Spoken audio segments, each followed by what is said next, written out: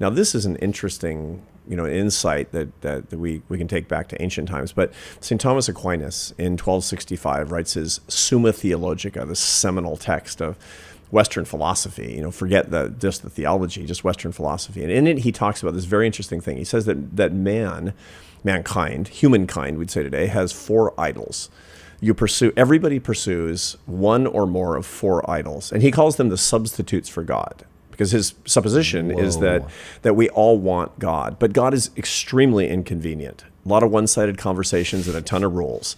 So we look for substitutes that have kind of these divine characteristics. The problem is they're 180 degrees off God. They're money, power, pleasure, and fame. Fame, he says, honor, which has different connotations. I have a son who's a Marine who serves with honor. That's not what we mean. We're talking about admiration, envy of other people of you, which is people want that, or just prestige, or maybe fame. Some people actually want to be famous, but let's just call it money, power, pleasure, and fame. Everybody, I play this game, what's my idol? And I'll ask people, not what's your actual idol, but what is not your idol? Of these 4, money, power, pleasure, fame, what's the one that least attracts you, that you could get rid of with total impunity? You don't care. And then we'll start eliminating, and we're going to find your idol, is the whole thing. Wow. Now, the interesting thing about that is that what he says is not that you'll go to hell if you do that. He says you'll be unhappy if you don't recognize the idol, if you don't recognize the idols in your life. The trouble is the limbic system of your brain, Mother Nature, that tyrant, tells you that you'll actually be happy if you get your idol. And so you chase it and you chase it. You can't quite figure out what you're going to do if you get it. Like Tom's going to get hundreds of millions or billions of dollars. What are you going to do with that money that you would actually like? And you can't quite figure out. Well, yeah, because if you articulate it, if I say you'll buy a yacht, and you're like, that sounds like kind of a hassle to have a yacht. Maybe it sounds good, but not that good, right? The real reason you want that is because you want admiration, because you want the validation of what it represents of you to you. You want this transference of social comparison you've always done with other people. You want to actually feel the thing that you felt for others about yourself. That's what the idols do. That's the nasty switcheroo. That's the despotism of this of mistaking the intrinsic good for the instrumentality. That's why Thomas Aquinas was so astute in what he was talking about here. So when we play this game, and we see what is actually holding us back. And you experience this.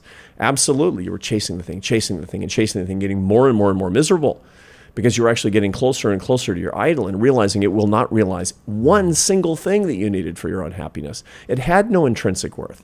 Look, there's anything about money, by the way. The research on money is very clear that it doesn't actually ever bring happiness. It lowers unhappiness, which are processed in different hemispheres of the brain. Happiness and unhappiness are not opposites. They're different experiences. And what happens is at low levels, money will lower unhappiness. So when I could finally go to the dentist, I felt better. The trouble is I don't know how to do the sums inside my brain. I just knew I felt better. And we always mistake lower unhappiness for higher happiness. And so early on, you're like, wow, I went from $15,000 to $20,000 a year, and I felt better. I actually felt better about myself. I was able to eliminate some of these sources of misery, so I'm happier. And so you get into the pattern early on. You wire your brain when you're a young person working your way up the ladder. More money, feel better. That means more happiness. And you realize that going from $250,000 to $300,000 is not doing it. That because it's not big enough jump apparently. And so you go and you go and you go and you go and you go, and you're basically just chasing a lure. That's what you experienced, and that's why you were miserable, right? Because you couldn't get there from here. It's interesting. Yes. I put different words to it, and I'm curious to see what you think about this. So I think about it from an evolutionary standpoint. So we have directives in our brain that there is going to be a sense of dis-ease if you don't do certain things. I think that deep and profound unhappiness can come from pursuing the wrong thing, so that you're spending your time doing things that they rob you of energy instead of giving you energy. But I also think that people end up profoundly unhappy by not doing things that nature wants them to do. Right. And I think one of the things that nature wants us to do, and so just not doing it will be a problem, is work really hard to turn your potential into skill set. Yeah. And so if things come easily to you, even though you're on top of the world and everybody else admires you and wants to be you, that there will be a sense of dis-ease for you Right. because you're not working hard. It doesn't feel meritorious. Yeah, nature has to find a proxy, right? Yeah, yeah. So nature wants you to have children, so it makes sure that sex is intensely pleasurable. But that's really just a proxy for have kids. So that I find really interesting, that nature is working in these weird proxies. So people end up like, you think you're supposed to do one thing, chase money, power, fame, whatever. You're like, why does this suck? But all of those things actually do have utility. And so the thing with money is people are always going to pursue it. The thing with fame is people are always going to pursue it. Why? Because it actually has utility. So money, for instance, is more powerful than people think, not less, but it isn't what you've been told. So it's never what myself and everyone else included is trying to do is feel better about themselves. Right. It won't help with that. It Right. cannot touch your self-esteem. And that's like the biggest like mind fuck ever. Your wife won't love you more. Your wife won't Your love you children more. won't respect you more when you have more money. Exactly. And more You- troubling, Yes. you won't respect you more. Yes. Which is ultimately because other people will. Like people treat me differently because I have some micro fame and because I have it's money. actually troubling too. Because when you know somebody is instrumentalizing you, when you know somebody's objectifying you because of this outside characteristic, it makes you profoundly uncomfortable. It's interesting. People hate that. It's the one thing where we will allow people to objectify us. You're well known, you're successful, and people will be nice to you because of that. And deep down, you know that they don't love you. And It's not how it plays out in my head. how does it play out in your head? That I have no ability to be vulnerable around them. Oh, I see. For And sure. so But if that's I the same can't be part of vulnerable, self-objective. then- That's the same part of objectification. And when you're objectified, you can't be a full person. There's another interesting thing that might actually apply. You're a creative. You're fundamentally a creative. When you were doing your work, you were thrown off the creative process. Now, why is creativity intensely pleasurable? You've read the work of Mihai Csikszentmihalyi, the great social psychologist who wrote a very famous book called Flow, Flow, Flow. And what it talks about is how hours turn to minutes of sheer pleasure when you're in this flow state, when you're doing something that you can master. It's not too easy. It requires your ability, but you can master it because of your skill, and you can get into this groove. Creatives must create. If creatives are not creating, they will be miserable because they can't attain a flow state. It's very possible, Tom, that when you were in this part of your career, you needed to create. You wanted to quit and go to Greece to do creation. You were basically craving that. It's like you had no protein in your diet for a year or something. And it's like, I don't know, I just can't stop thinking about peanut butter. Well, because you were craving this macronutrient in your psyche. And you were never getting a flow state. And if you're denied the flow state that uniquely comes to you through creativity, you're gonna be practically suicidal. Yeah, it was definitely a rough period. That's interesting. I've never thought about it as being intrinsically a reflection of the pleasurability of flow, but you might be right. It's just I feel alive. That is the right word. I feel alive when I'm creating. I am never happier than when I'm creating. It's amazing. People who are fundamentally creatives, look, same thing. When I retired as a CEO and I came back to writing, speaking, and teaching, I'm a new man. I'm a new man for the past 3 years. It's extraordinary. You said something a while ago. I didn't want to interrupt you, but I want to go back to it now. You said you rediscovered yourself. Yeah. What does that mean? Like you need a sense of identity? Is that a core part of this? Like when you say you rediscovered, is it a self-narrative? It's you know who you deeply are as a person. You're acquainted with yourself. You're acquainted with your true self. And just as with people who are around you, you can create an identity that's actually not authentic. You can create an identity to yourself that's not authentic. You can be giving yourself a self-narrative that's not true to actually who you are as a person. What does it mean who you are? What you're good at, what you love? It generally speaking has to do with being in the zone of what you actually love to do and what you appreciate most in your life, when you're in line with your own values, when you're living according to your own values. So Jung would have put it this way. Carl Jung, his definition of his understanding of happiness was that you need to understand your own values, what you value, what you think is proper and correct and moral. And if you know what that is and can articulate it and live according to that, you will be happy. Do you agree with that? I think it's actually, there's a lot of truth to that. because you have to figure out what your model of the world actually is, what you think truth is, and then living in accord with your own values, with your own integrity is really critically important, because when people live outside that groove, they're never in equilibrium. They're just never. The problem is that they're not comfortable. They're not comfortable in their own skin. And I've noticed this, I was working, it was good being the president of a think tank. I was lucky to be president of a think tank. I believed in the work, but it wasn't who I was. And so I was kind of out of my groove for 10 and a half years. And when I went back to writing and speaking and teaching and doing creative work, I said, it's Is that weird. always who you were? Or was that because you switched into crystal? No, it's always who I was. Always a creative. As a kid, I was painting and writing and composing music. And I just always wanted to be, creativity is the most important thing in my life, or curiosity and creativity. Are the most important thing that I can, not the most important thing in my life, the most important thing that I can do, and when I'm actually happiest. And when I was managing a large workforce, managing a lot of creatives to their best selves, they had certainly creative moments to it, to be sure, but it wasn't comfortable to me. And when my second curve, which was much more crystallized intelligence, is also a lot more creative. So I was kind of out of equilibrium for a long time during that period as well, which compounds the problem of my declining fluid intelligence, also not being in a creative role. But it's just so much better. I teach at a great university, which I love. I write for a magazine every week about things that I'm really interested in. I get to talk to you about it. Beats working. So true. For some reason, I was just thinking today, I was pacing, listening to you, and I was like, I'm technically working right now. Weird. I was like, this is cool. Weird. It is super cool. And, there are people that I've met. It's interesting. I talk to lawyers who don't feel like they're working. I talked to a guy who's putting in cabinets in my house, and he's super into putting in cabinets. He loves making cabinets. He was talking about all the details, and he's so proud of his work. And I say, do you like your work? And he said, it doesn't feel like work. I went on a fishing expedition, deep sea fishing expedition with my son Carlos. He loves to fish, and we go fishing. And the guy says, every morning I wake up and he says, today I'm going fishing.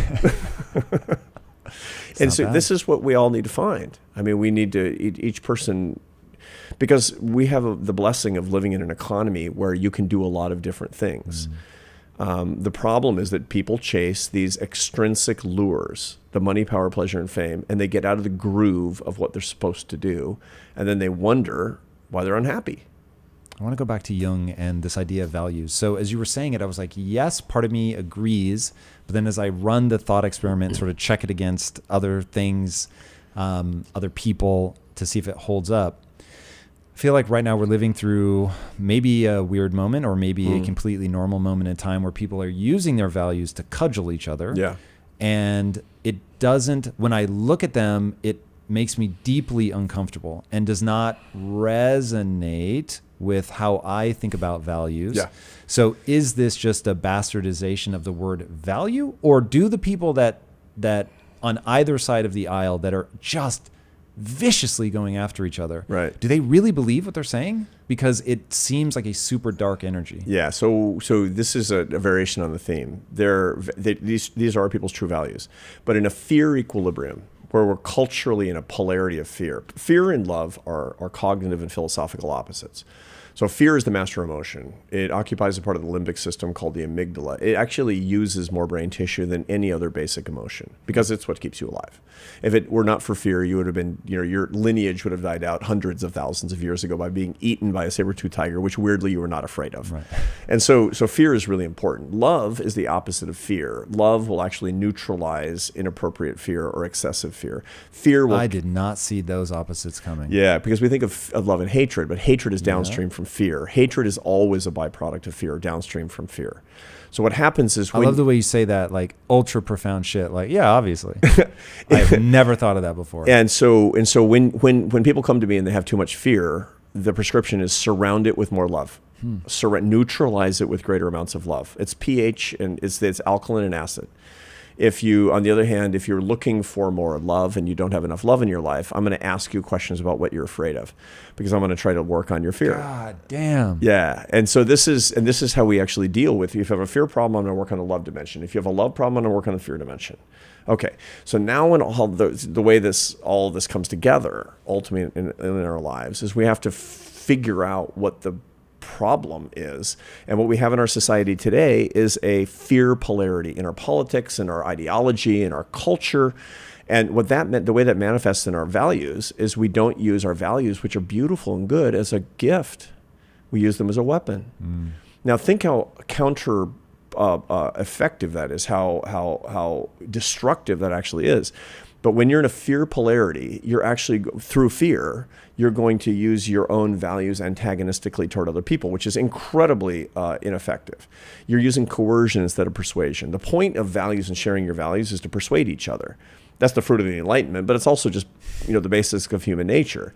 If you cudgel other people with your values and use them as a weapon, there's 0% chance you're going to convince anybody of anything, but you're trying to use force. 0. So the problem that we have is we could move from a fear to a love polarity, then people would go back to using their values as a gift.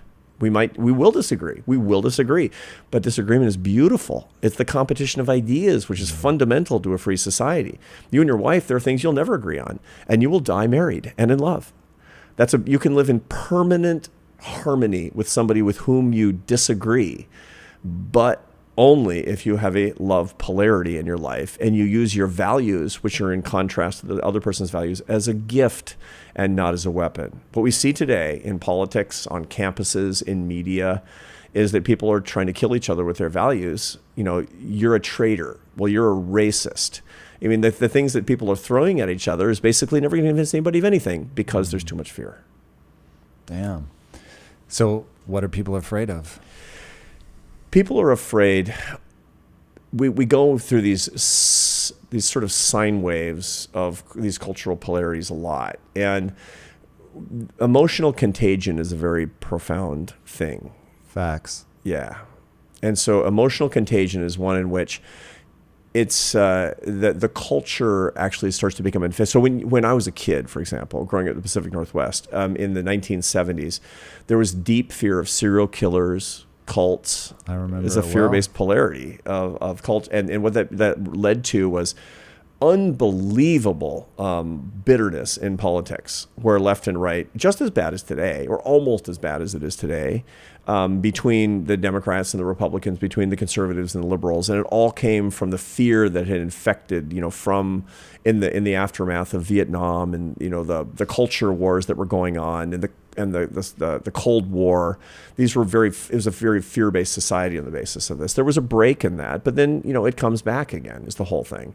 The opportunity for us as social entrepreneurs, the opportunity for us is to change the polarity, is to encourage people to live by love, to have the courage of actually living by love in a fear culture. And that's, you can fire people up with that. What does it mean? How do you do that? You basically, to make people commit to only using their values as a gift, to being around people who are different than they are, to listen to different points of view, to go to people that with whom they would ordinarily not be in communion and say, I want you to know I love you. To say those incredibly transgressive words. This is the most transgressive message in all of human history, is love your enemies. Pray for those who persecute you. That's the gospel of St. Matthew. That changed life on earth, actually, is to say that concept led to the Western Enlightenment, which basically said we don't have to use force. We can actually live by persuasion. That was a profound difference in the culture that led to the progress that would create an economy where Tom can become a successful entrepreneur, quite frankly. One thing leads to another, but we're in regress right now. The fear polarity in our culture is leading us, we're devolving culturally because of this. So if we really want a better world, I mean, I know I sound like just like an unrepentant hippie, of which I've been credibly accused, that we need love. We need to stand up to the people on our own side, whatever that side is, and say, I refuse to hate. I'm just not going to do it. I'm done, man. I'm done. I love you. It's interesting. So I can't articulate it that cogently, because I probably haven't spent as much time thinking about it as you, but I've come to a similar conclusion. So what I've been saying, so I never thought that I would ever utter a word that had anything to do with the culture war. And then I started to really get freaked out by watching people run in opposite directions, like just seemingly as fast as they can. Because you're not super political, right? I'm not political in the slightest. Yeah. I don't find politics interesting. It seems to encourage people to be divisive. Right. And so my thing is, to your earlier point about you can be married to somebody and love them deeply and passionately and disagree about things. So in business, as is true in marriage, if you both think alike, one of you is not necessary. And I heard the same thing about, when you really ask why are there two parties, which I'd never stopped to contemplate, so Ray Dalio says there are only so many human personalities, and that's why history repeats over and over and over. I thought, it's really interesting that there are only so many personality types, and that there are basically two big buckets that you can break people into. People that are, we'll call compassion dominant, and people who are conscientious dominant. So not that they're exclusively either, but people who are like, you can't leave anybody behind. And then people over here are like, you have to be responsible for yourself. Right. So it's the sort of the liberal conservative dichotomy that we often think about popularly. Exactly. Yeah. And so that, cool, all makes sense. And then in business, I watched this play out. So I had two partners previously, and there were times where they didn't see eye to eye. And I remember the contribution I felt most strongly that I had brought to the dynamic was, I'm on the outside going, you're both extraordinary. So value each other for being different. Right. Like value that friction. Right. And that in the friction lies the magic. And that either one of you would be a problem on your own, but when you have that countervailing force, it actually creates something really incredible, but only if you respect the other person's view. And so then I started going, okay, politically, it's the same thing. Whether you're conservative or liberal, it's like you have to respect the friction. You have to understand that either one, if we only had one, spirals into madness. And it is only in the friction. I won't even say the balance. It's in the friction between the two that you sharpen your ideas. Yeah. Spoken like a great entrepreneur. Look, the proverbs say that iron sharpens iron. I was giving a talk to the assembled members of the Republican Party on the House and the Senate side. The members of the House and the members of the Senate, all Republicans at a retreat some years ago. And I asked, how many of you wish we lived in a one-party state? No hands and no hearts. Let's be honest. I said, how many of you are grateful that we live in a democracy that has multiple parties, or at least two? Every hand goes up. I said, you just told me you're grateful for the Democratic Party. Axiomatically. I wasn't trying to be tricky, but it's actually true. Yeah. If you're grateful that that we live in a country where we can actually have disagreement without a knock in the night and the jackbooted thug, you are, by axiom, by construction, grateful for the people who disagree with you. Look, the Yankees are grateful for the Red Sox. They don't want to blow up the Red Sox bus on the way to the game. That's not how competition works. Competition requires collaboration. It requires rules. It requires respect. I like the Red Sox more than the Yankees, but I want the Yankees to show up with their best pitching and beat them fair and square. I don't want them to forfeit. That's actually, there's no good in that. There's no good in that whatsoever. And remembering this is really, really critical. The whole idea that we're in right now, and this is how the fear-based polarity breaks down the iron sharpens iron, how it breaks down the whole idea of competition. It basically says that do whatever you have to, because, war, I mean, scratch out the eyes, a knee to the groin. I don't actually care what happens in politics, because the biggest threat to this country is my neighbor who votes for the other party. That is simple insanity. That is, not to mention the fact that that is factually incorrect. It's actually possible that Vladimir Putin is going to bring this country back together again. It's actually possible that somebody people are looking at like, oh, that's non-democratic. That's what that thing means. It's actually not the Democrats. Right. It's something else. And that's one of the reasons, by the way, that threat brings people together. That a common enemy actually brings people together. The greatest pity that I can imagine is that the coronavirus epidemic didn't make us love each other more. For a minute, though, didn't it feel like it was going to? It sure did. Except that we politicized that because of the deep fear in our country. Yeah. And the fact that we have leaders that are encouraging us to kill each other, rhetorically, that are encouraging us for the outrage industrial complex in media and politics is trying to drive us apart. Outrage industrial complex. I like that. It's an old play on Eisenhower's military industrial complex. But the outrage industrial complex, remember, everybody's watching us now. When you hate, somebody's profiting, and not you. Bottom line. Well said. Yeah. No, man, that's exactly how it feels. Yeah.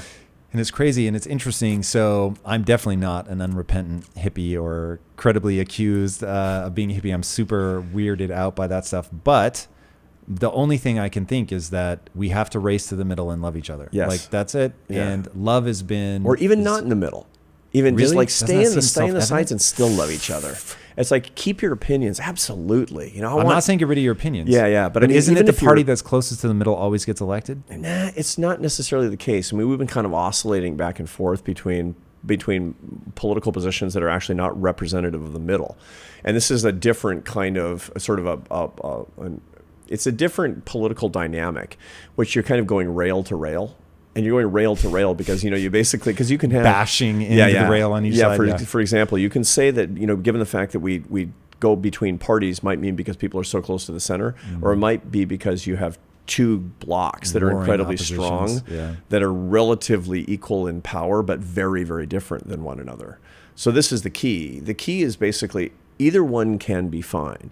You can have I had dinner with an older couple a couple of weeks ago, and the wife is super liberal, like pro-choice, and the Democrats all the way, and the husband is just as right-wing as they get. I mean, just very pro-life on abortion. I mean, all of these issues that down the line, what you'd expect from conservatives and liberals, and they've been married for 50 years, and it's like, and privately he says, "Gosh, I admire her so much. She's just so wonderful," and the whole thing. And it reminded me that this is the key thing, that you can be in permanent disagreement, but in love equilibrium. We just have to be people that can do that. We've been convinced somehow by people who are making money and getting power and followers and their jollies from our fighting that we have to that we can't be around people who disagree with us. Yeah. That's insanity. That's quite frankly a mistake. And and you would not be a successful entrepreneur if that had been the case where everybody has to agree. Because as you quite astutely point out, if you surround yourself with people just like you, you're not going to succeed. I love the idea of Lincoln's a team of rivals. Exactly right. Getting people that think differently, getting people that will push you. Like in business, I will just tell you right now, if you don't have people that are willing to tell you when you're wrong, you are fucked. At least, so going back to my own insecurities, I don't see myself as smart enough to just run the company by decree. So I've had to create a structure where people are not afraid to speak to power. Totally. And because I have not invested anything in my self-esteem around being right, I don't mind. Like, hey, just tell me where I'm wrong. I'm so obsessed with getting the result. I don't care if it's my idea. I just need it to be the right idea. But man, it's really hard to get people in a company dynamic where ultimately there's an imbalance of power. And of course I could fire them at any second, but they could leave at any second, which is equally distressing for me, except multiplied. They only have, two people, my wife and I, who co-founded the company, to worry about. We have all 50 of them, to worry about. So, and if you're a tyrant and they leave, you're cooked. Yeah. No doubt. Yeah, because it's hard to find good people, and the secret to success actually is a good team. It actually is good people. It's interesting. I do this test for my students. I teach this class called Leadership and Happiness at the Harvard Business School, and I take them through a battery of personality and happiness tests over the course of the semester. And the one they like best is the positive affect, negative affect battery. And what that is your positive and negative affect emotion levels. And what they learn is that you can be both very positive and negative. You can be a high happiness and a high unhappiness person because you're a high affect person. And you can also be a low unhappiness person, but a low expression of happiness person. You're a low affect person. You can be high positive, low negative. That's the cheerleader. You can be low positive and high negative. That's the poet. Low is the judge. And high is you. He's the mad scientist. Right, and what you need, and what I show is actually, using the the research on this, that you got to figure out which one you are, and you must surround yourself with what you're not. The biggest predictor of success on teams and entrepreneurial startups or even established companies is making sure that the CEO is not surrounding herself or himself with people who have the same affect profile. And there's a role for everybody. There's a role for the poets. There's a role for the judges. It's interesting. There's a guy who, there's actually a woman in my class this year, and she's like, I don't know if I can be a successful business leader. She's a doctor, and she's getting her MBA, super high, super striver. She says, I don't know, if I've got this judge profile, this low affect profile. I don't know. I said, what'd you do for a living before this? She says, I was a surgeon. I said, that's perfect. I do not want a high affect surgeon. Somebody who opens me up and says, oh my God. And so there's a role for everybody. And we actually need that iron sharpening iron on our teams. And we need to value it. We need to love it. We need to actually resist the tendency to want to surround ourselves with people like us. And this is exactly what we're not doing in our politics. And our country is in decline as a result. Just today, literally, I was asked by an online coach if they needed to build their own app in order to launch their business. And I told them, do not build something if it already exists. Kajabi has all the tools you need to reach all of your revenue goals. With their all-in-one platform, it's easy to turn your skills, passions, and experiences into online courses, membership sites, podcasts, communities, coaching, and more.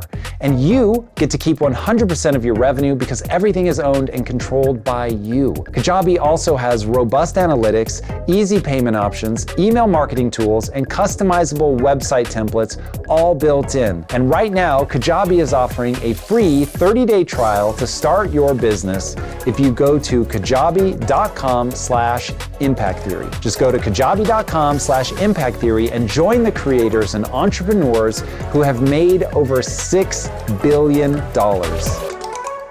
I also think we need to have a healthy distrust of ourselves. You're not going to like those words, but I am skeptical enough of myself, meaning that I know I'm high, that I can get very excited about something. I know that emotions make dots feel like they connect that don't actually connect. And so it's like I have to make sure that I seek that disconfirming evidence, that I don't think, well, I feel it, and therefore we all need to get behind this idea. Right. I'm like, no. I tell people, put on your cynical hat. Like, tell me, where's the problem? Yeah, I completely agree with that. And if you had Adam Grant on the show? No. Adam Grant teaches it at Wharton, at Penn, and is a social psychologist, fantastic. His newest book is called Think Again, which is exactly the case that you're making. He makes the case that if you really want to be successful, don't trust you. And it doesn't mean that you can never trust you, but look for the evidence to the contrary. Look for ways where your confirmation bias is probably leading you astray. Don't look to feel good about yourself because you were right on everything. Look, you're wrong on lots of stuff. You just don't know on what stuff. So have people around you who can, and it's probably not that fun to have somebody around you who every single day says you're wrong on every single thing. You got to find some sort of balance, for Pete's sake. And if you're the boss, you're probably right on most things. But if you're wrong, you should want to know first, not last, if you want to be successful. Yeah. It's crazy to me how, and I won't say it's crazy. I understand it.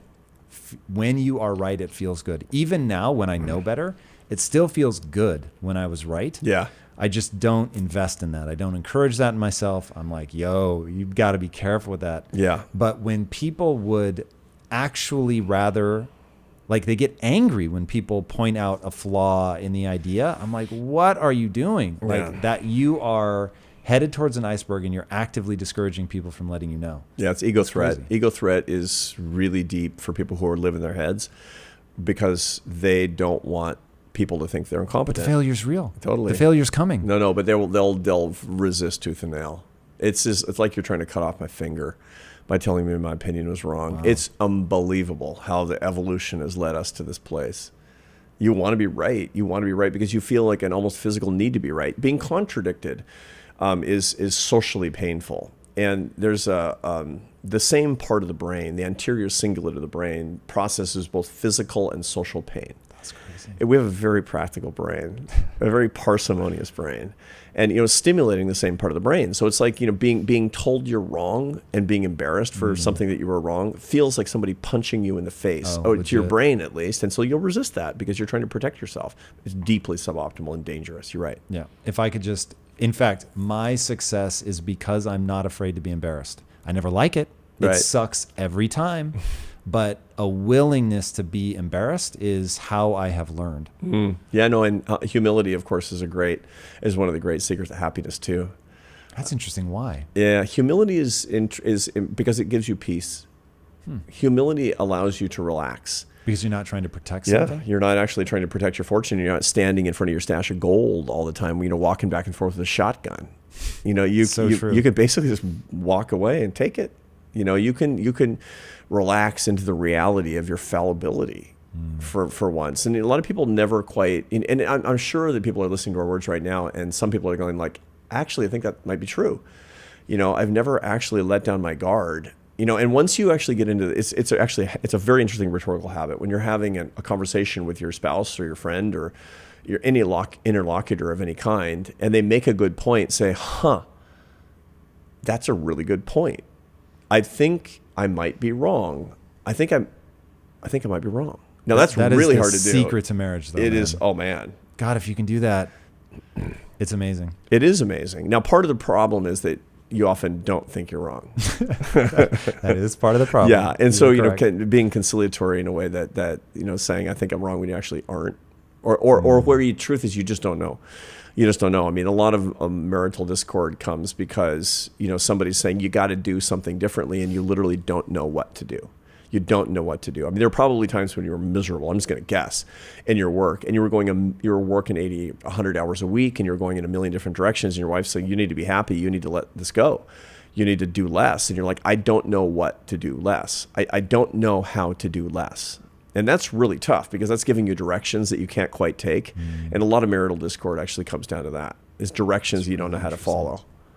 I'm really obsessed with this idea that running in the back of your mind are evolutionary algorithms, right? And there's no escaping them. And so there are just certain things you are going to have to do if you want to, I don't know if you're going to agree with this framing, but if you're going to feel the way you want to feel, you must be aware of these algorithms. You must acknowledge them. Right. So I've always tried to migrate people away from happiness, not as you define it, as the smell of the turkey. Right. Stop worrying about Stop the worrying emotion. about happy feelings. Right, exactly. Right. Because they're so transient. Correct. And get to fulfillment. Correct. And fulfillment for me has a formula. I'll be interested to see if you agree with this.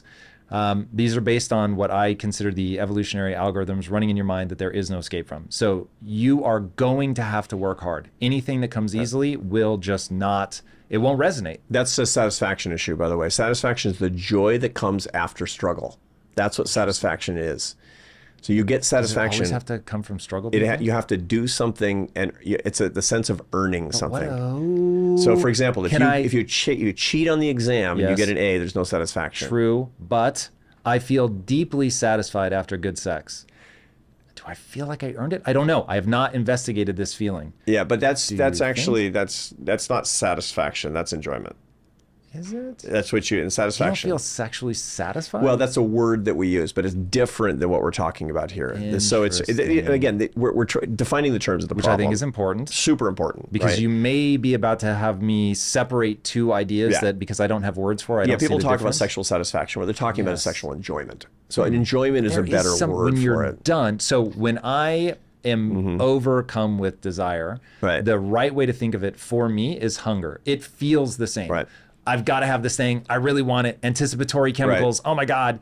And then I get it. Right. And so like I'll differentiate between masturbation and sex. Right. When I masturbate, I don't necessarily feel satisfied. That's one of the things that makes that such a whatever pursuit. Whereas when I have sex, I feel satisfied. Yeah, I like there's understand. some deeper thing in me. Yeah. And it is an extinguishing of the hunger, but because I have oxytocin and vasopressin, it's like, oh man, I feel so good. Right. So it's this combination of the calming of that like seeking behavior with like, and I feel so bonded and connected to this person. Yeah, this is just terms. So the way to think about it in this particular framework is pleasure versus enjoyment. Got it. Okay, so pleasure is something that pornography is associated with pleasure. Sexual activity in a pair bonded relationship is associated with enjoyment because it has people and memory. And so one of the things to keep in mind, a strategy, especially for a lot of young people, a lot of young men, is if you like something, it's best if you're not doing it alone, because then you're probably Full stop. Not necessarily. This is just kind of a rule of thumb. This is not an iron law, but it's a rule of thumb. Doing it alone is associated with pleasure. So, Anheuser-Busch doesn't do ads about beer where they show a dude pounding a 12-pack alone in his apartment. Right? Why not? Because that would be Yeah, because a lot of people use alcohol for pleasure, Right. which leads to addiction and misery. They see, you and me cracking open a Bud Light and clink and talking about how great it is, and because we're friends and we're making a memory, and that's enjoyment, which is associated with happiness. So we have a basic idea of that. The same thing is true with the example of sex that you talked about a minute ago. It can be pleasure or it can be enjoyment, and everybody knows the difference between sexual experiences that are pleasurable or enjoyable. Enjoyment is the goal, because that's one of the macronutrients of happiness. We talk about in the terms that you define about satisfaction, but it's really in this terminology. And again, you have to just defining terms. These are just words, but the concepts underlying them are critical. In the book, you give a really good example of pleasure without enjoyment. Yeah. Which you mentioned obliquely a minute ago. But when you think of a drug addict, they're doing the drug. Right. They're theoretically getting the pleasure, but they're not getting any of the enjoyment. Right. They're getting tons of pleasure. It's because they're loading only on pleasure, but no enjoyment, because it's not social and it actually is not engaging the prefrontal cortex and the hippocampus to create memory. And so you simply will have a transient experience, and the transient experience will be unsatisfying, and so you'll hit the lever again and again and again and again, and it will lower your quality of life. So that's the key thing. If there's something you really, really love. So, for example, I'll ask people will talk about, because I've done a lot of work on the science of addiction, and it's a very interesting subject. People say, how do you know if you're addicted? Because these are behavioral constructs. You can't take a blood test to know if you're an alcoholic. If you're, That's interesting. So these are behavioral, and the big behavioral thing is, do you prefer to drink alone? Do you prefer to actually become inebriated alone? That means you're looking for pleasure versus enjoyment, and that will lead you more toward addiction and away from happiness, is the way that works. That's the reason that people say never drink alone. They don't know what they're saying. Is they're saying enjoy it, don't have it be a source of pleasure, because that's dangerous. So that gives you an idea. So we've talked a little bit about satisfaction, talked a little bit about enjoyment. These are heavy, heavy topics in terms of the social science and neuroscience, for sure. And we haven't even touched on meaning, which is the heaviest of them all, which is the hardest of them all. So you can become what I really want is, I want people to be obsessed with, to have their hobby be the science of happiness and how they can get it and spread it. Because that would be a really meritorious movement. If people were like, yeah, more of the science, more understanding it. I want to be excellent at this. I want to be most excellent. My hobby is getting better at happiness. And it's changed my life. It's a good hobby. It's really been a good hobby for me. Career, yeah. I made it into a career. That you most certainly did. So I want to close the loop on the fulfillment recipe and get your take on that. So you have to work really hard, because that's just nature ensures that you're going to do that, so that you're out doing the hard things like getting a meal, protecting your family, etc. To acquire a set of skills. Right. That's a big lean on progress, because I agree progress, I think, is a foundational pillar of human happiness. Right. So you're going to work really hard to gain a set of skills that allow you to serve yourself and others. Right. And it needs to be in a way that you find exciting. So that, to me, those are the things that nature is going to ensure that you do. And if you're doing it for not only yourself but others is the meaning portion of this. Right. Is it that people never stop to identify what gives them meaning? Is it that they confuse meaning? Is that they're stuck in the me self? Why do so few people end up cracking that code? Part of the reason is because they're not specifically trying to find meaning. They don't make it a goal. A lot of people believe that if I do what I'm really, really good at and I can be successful at, that it's going to give me a ton of meaning automatically. And that's not right. Like anything else, you have to do things on purpose. Did you get meaning when you were a classical musician? No. That's the reason I'm not a classical musician. Could you have gotten meaning out of it? Many people do. But here's the thing. My favorite composer is Johann Sebastian Bach. Maybe the greatest composer who ever lived. It's a great story. Yeah. I mean, 1685 to 1750, 20 kids. He had 20 kids? Yeah. He was productive as a composer and as a father. I would say, was he Catholic? He wasn't. He was Lutheran. but he was... I say that because I know you're Catholic. For those listening who wonder why I made a joke about he was just Catholicism. a sexy Lutheran. But and Bach was asked near the end of his life why he wrote music. The why question. Our friend Simon Sinek, he always talks about start with why, and it's fantastic. I mean, it's been, because it really is. People are going around asking what and hoping to get the why for free. And Simon's entrepreneurial twist is start with why, and then the what will come automatically, and you'll be a lot more satisfied because you'll find the source of meaning. So Bach's why, when he was asked, why do you write music, was the aim and final end of all music is the refreshment of the soul and the glorification of God. Okay, not bad. Not bad. Not at all. But I read that in my late 20s when I was in the Barcelona Symphony in those days. And it is a good job. And it was, I love the music. I was really into it. It's kind of a high prestige job, playing the greatest. It still sounds cool. It sounds cool. Sounds cool. Yeah. But I couldn't answer like that. I didn't feel like I was refreshing souls particularly. I certainly didn't feel like I was glorifying God. I was Could you have built that in though? Because this is one thing. I always think people think they're going to find meaning. It wasn't my thing. It just wasn't my thing. And so I went in search of something where I could answer my why question like Bach. I became a social scientist. That was the thing? That was it. Because, when Because after that, you also, you go on to run the think tank after that, right? Right. Yeah. So I got my PhD. I actually finished college a month before my 30th birthday by correspondence. So this is not a typical path to, a professorship at Harvard, obviously. This is not typically the way it gets done. This is a great country, isn't it? Agreed. Yeah. A kid from Puyallup can do this. It's fantastic. Crazy. I love that. So, and then I went and I got so interested when I was doing my bachelor's degree in human behavior and the fact that you can model it and you can study it, that I went back and got my master's and PhD as a social scientist, as a quantitative social scientist. I was doing, for a living, I was doing military operations research at the Rand Corporation for, like secret stuff for the Air Force and all that. But, using... And you felt the sense of meaning in all that?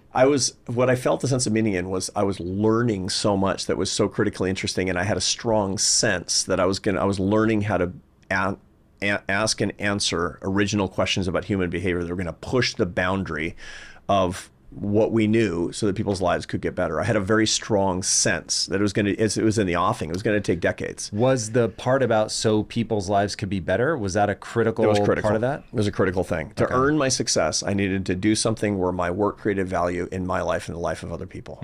That's what I think that is so big. And look, you cover this in the book, so I know this isn't mysterious to you, but focusing outward. Like if you want to be happy, we don't need, this is me paraphrasing you again, we don't need self-care, we need other care. Right. And I just have learned through unfortunate trial and error that if I'm doing something only for me, I'll run ashore on the me problem. Totally. And so you get into the me-self world, it's all me-self. Other care is I-self. It's I'm going to look outward at what other people need. I'm going to be thinking more about them, which gets me away from the boring, repetitive tedium of the me soundtrack to begin with. It's just simple. You're distracted from the stuff that's so boring and yet so you look at so obsessively over the course of your life. So that's critically important. And you find, again, there's tons and tons of studies that actually show that the more you give, the happier you get. The more you give, the richer you get. The more you give, the better looking you are. It's a wonderful study. What? It's all perception. So there's this one study where these guys, these social psychologists, they bring men. Men into the lab who are partnered, and it's all heterosexual couples. And they bring them in. Some have been dating for 6 months, and some have been married for 50 years. And the guys in white lab coats. And they say, okay, it's a simple experiment.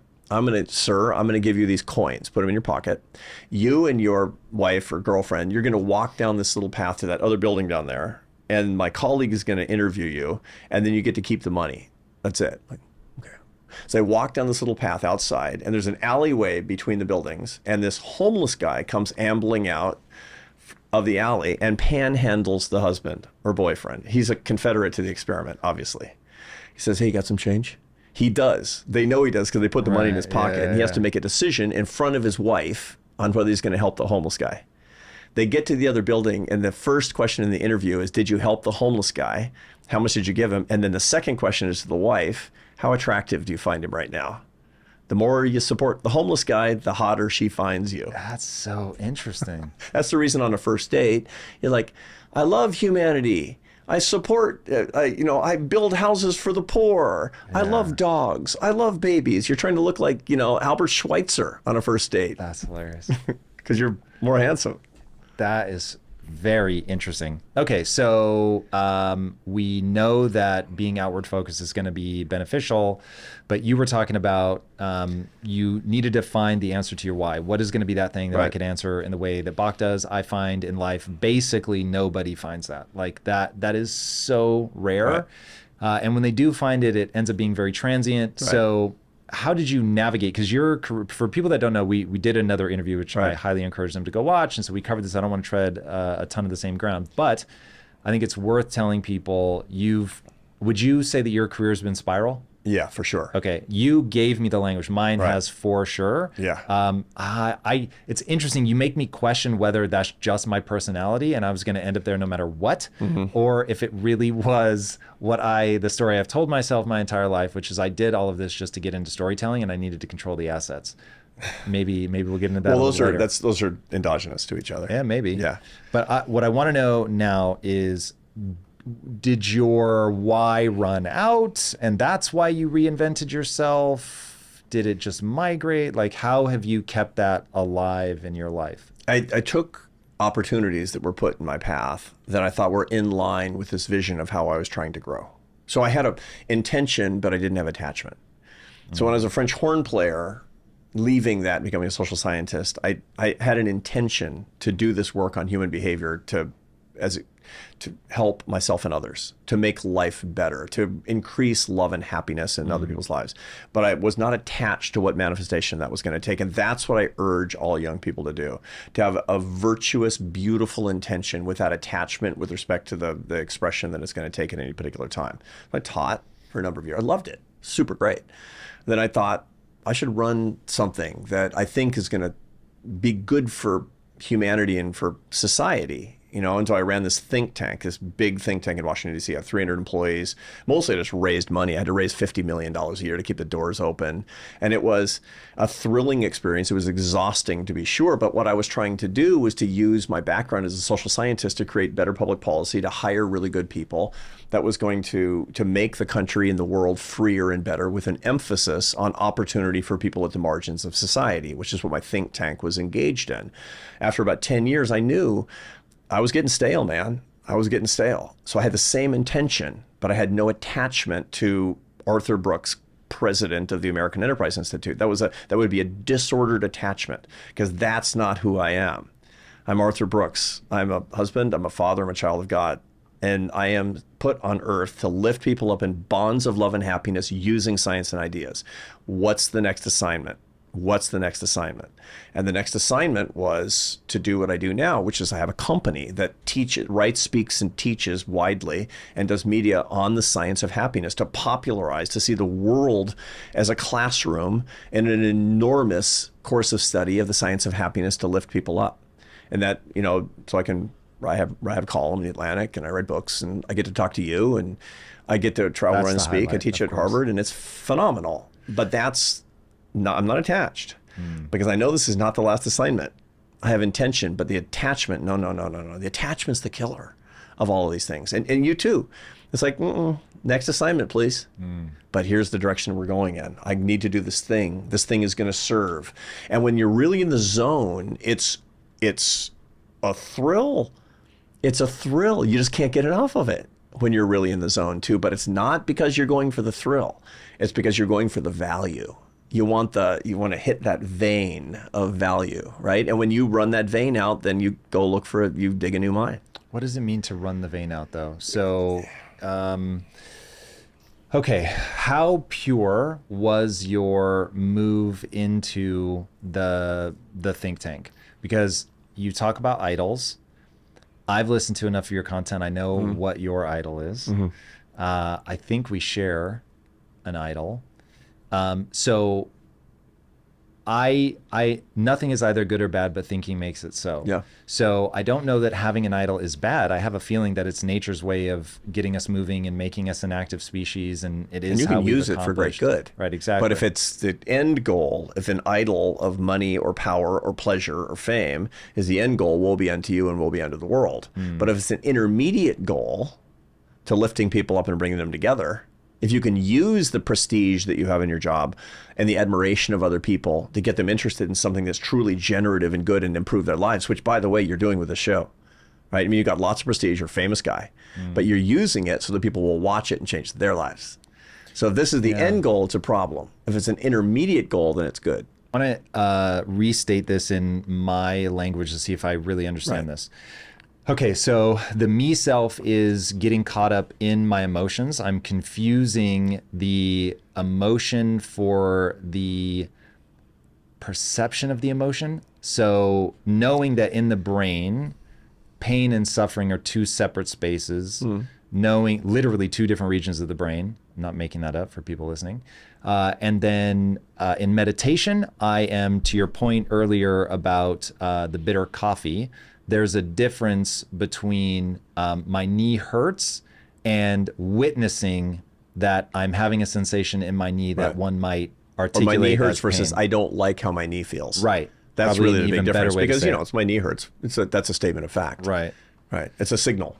And the one last thing, I'll wrap on that to see if I really get this. So Viktor Frankl talked about the gap between stimulus and response. Right. Now, for people that haven't heard that name, he was in a concentration camp, lost his wife, mom, dad. I mean, just unimaginable amounts of loss. Right.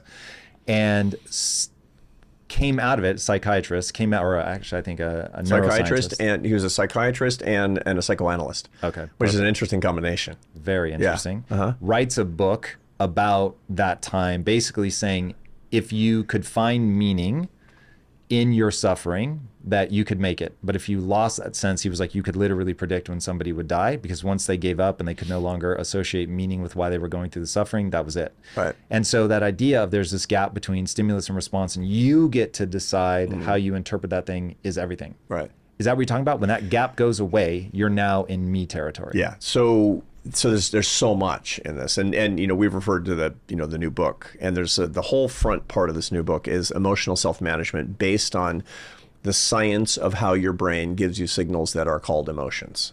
Getting away from the idea that bad emotions are unfortunate, we should get rid of them, or that unhappiness for them is bad and we should get rid of it. So understanding the science of how this works and what these things are for, and then being able to learn, grow, and manage the feelings that we want such that we can adapt best to the current world and we can make growth toward happierness. That's the whole front part of this book. The back half is, okay, now that you've done that, Build the life you want. Build the life you want. Yeah. Co-authored with Oprah Winfrey. Exactly right. Exactly right. It's a good book, by the way. I'm glad you like it. Thank you. It was a joy to write it. It's a joy writing a book with Oprah Winfrey too. What an experience. It was really an interesting experience and recording the book, the audio book too, because you keep thinking, oh, I know that voice. Not mine. So emotional self-management comes down to, number one, understanding that emotions that you have are not just nice to have and bad to have.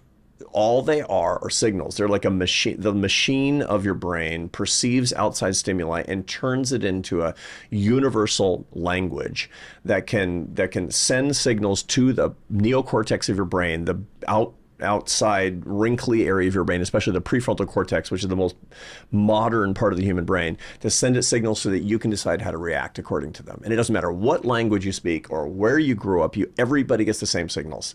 They get the basic emotions of joy, of interest, which are the two positive basic emotions. The negative emotions, which doesn't mean that they're bad, just means that they're negative. Anger, disgust, sadness, fear.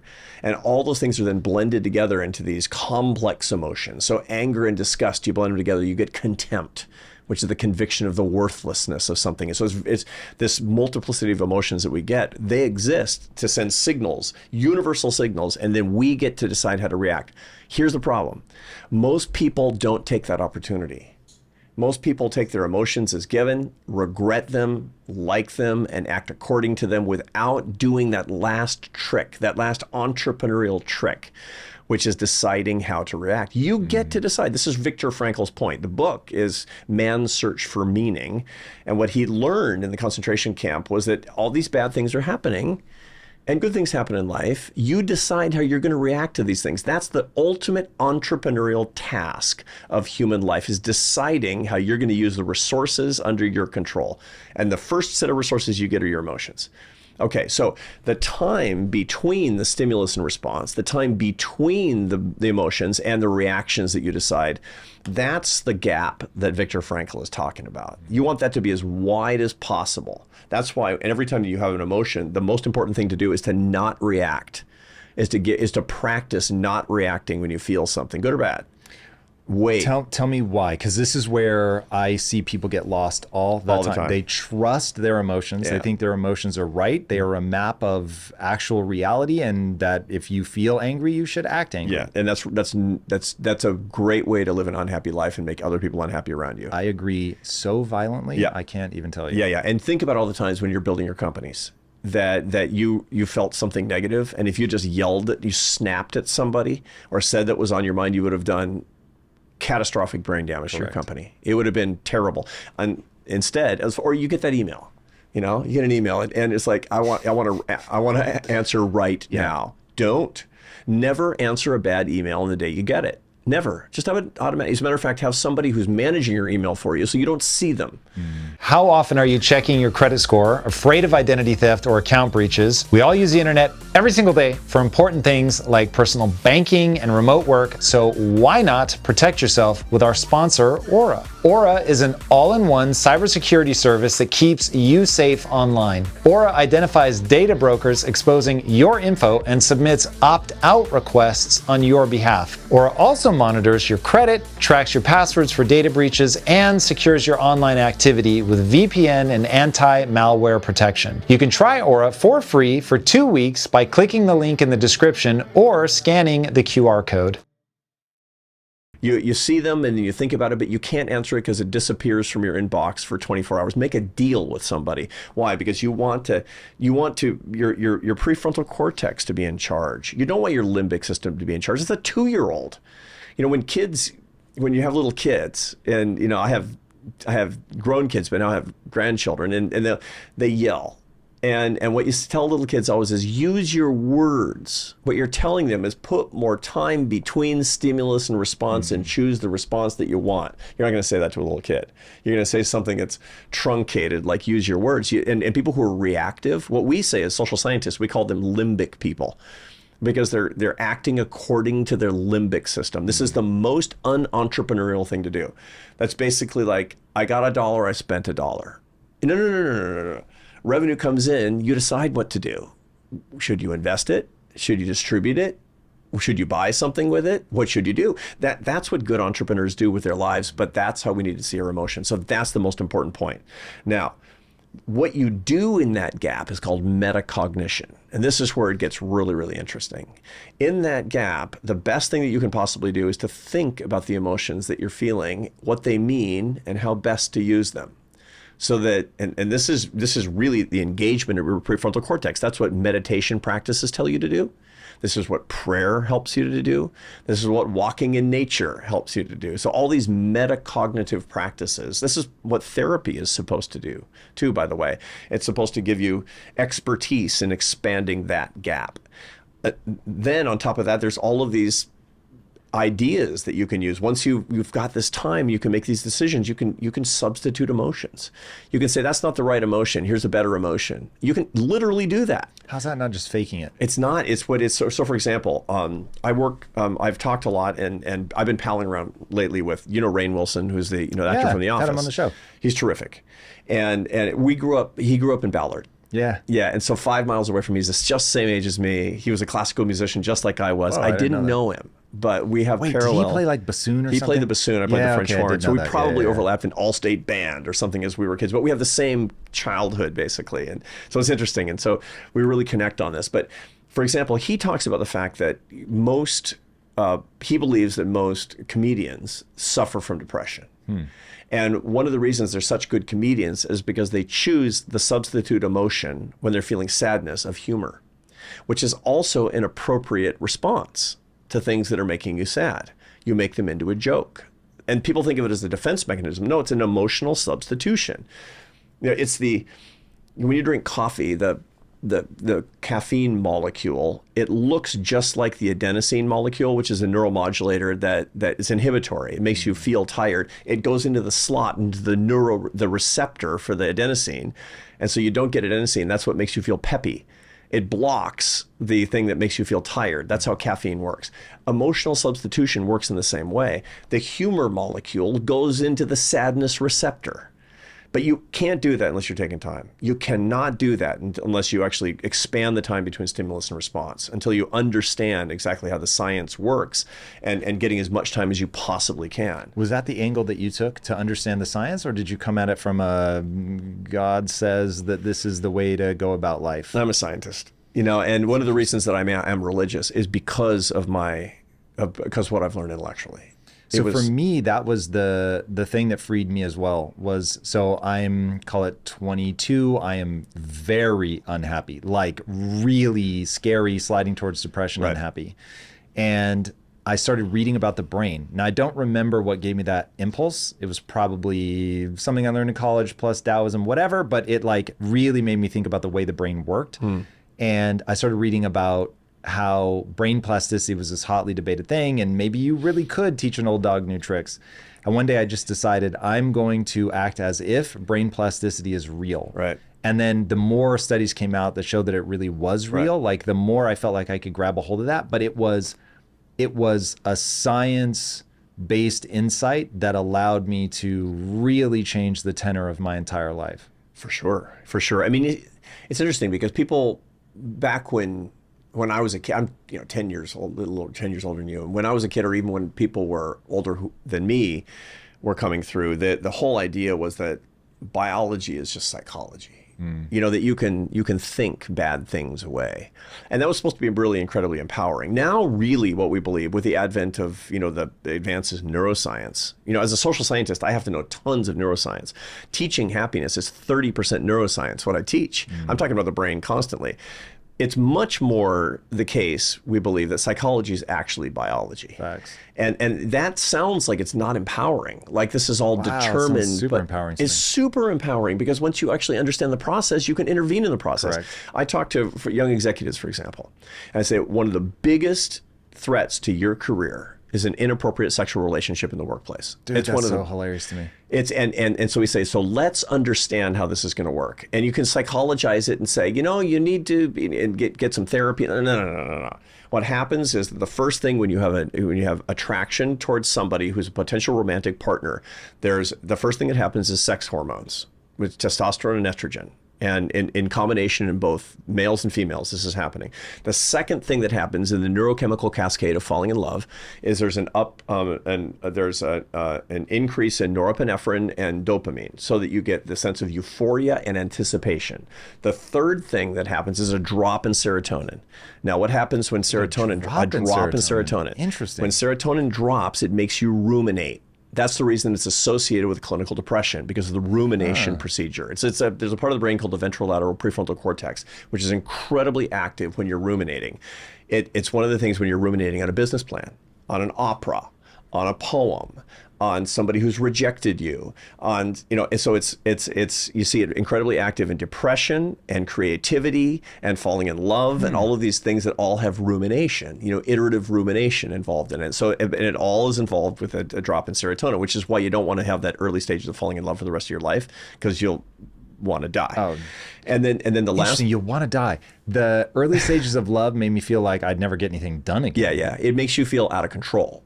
Your brain looks suspiciously like an MRI in the brain of a methamphetamine addict. Yeah. And, that's how it felt. I legitimately felt like I was on drugs. And then you get the warm tide that comes in of the increases in oxytocin, which is a bonding neuropeptide that functions as a hormone in the brain. Do you get that before it's reciprocated? What it happens when you have eye contact with somebody in a love connection. And eye contact, so you're both getting it. The biggest bolus that you get of that is when you first lay eyes on eye contact with your newborn baby.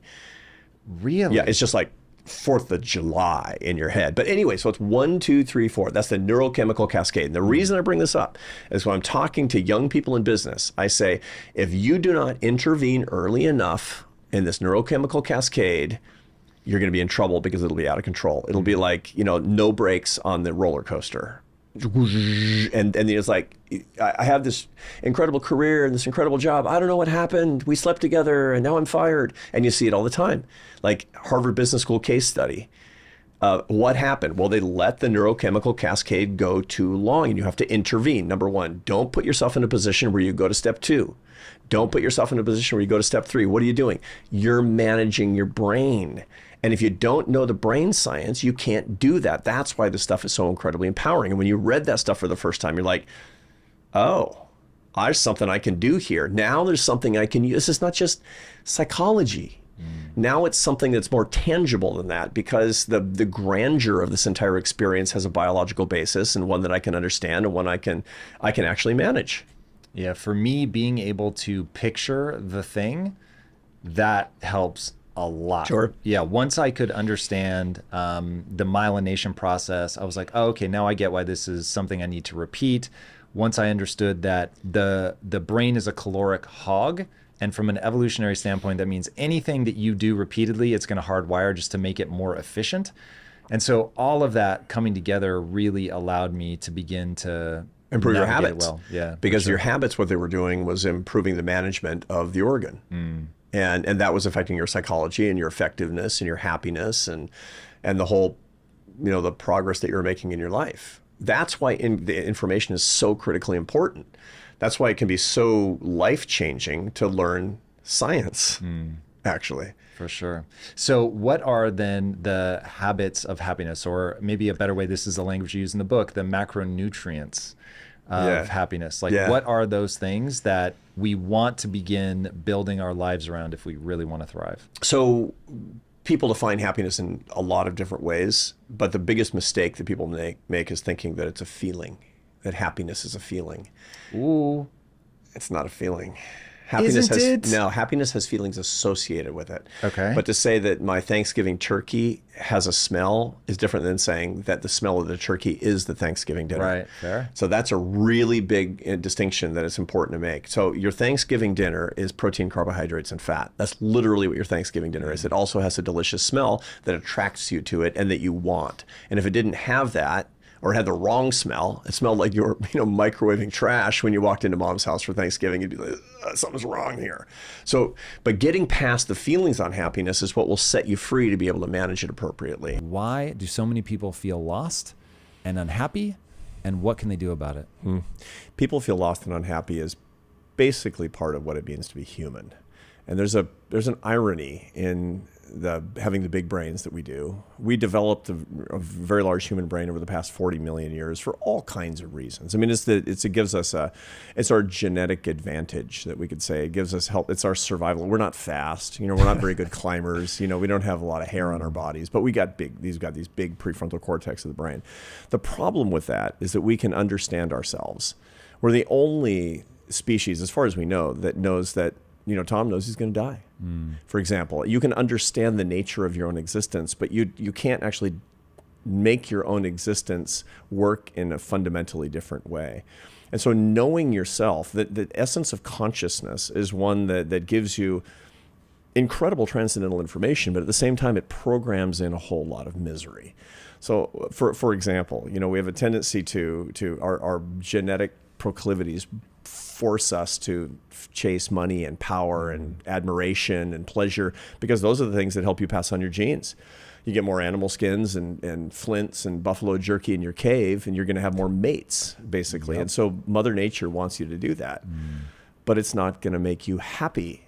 And you think that you want to be happy. The big prefrontal cortex says, I want to be happy, because you're so conscious. But the things that will help you pass on your genes are not the things that are going to make you happy. Mother Nature doesn't care if you're happy. And that's why it's so much more work. If you live by, if it feels good, do it. You're going to be a mess. That's so what it comes weird, down to. but so true. So I had a realization a long time ago. I'm very grateful that this happened early. It was, of course, born of misery, but I became so profoundly unhappy chasing money. I used to show up every day saying, I am here to get rich. And that provided me a lot of energy. So as a child of the 80s, growing up in Tacoma, and I really grew up on the edge of Tacoma. It's probably more accurate, even though my address really was Tacoma, it's more accurate to say I grew up in Puyallup. Yeah, Puyallup, where the fair was. Oh, yes. Where the Western Washington State Fair, now the Washington State Fair. That is all accurate. And it felt almost rural. And so I felt like I was living in the middle of nowhere. And John Hughes films showed me sort of this upper middle class Chicago suburb, and I was obsessed with getting a big house.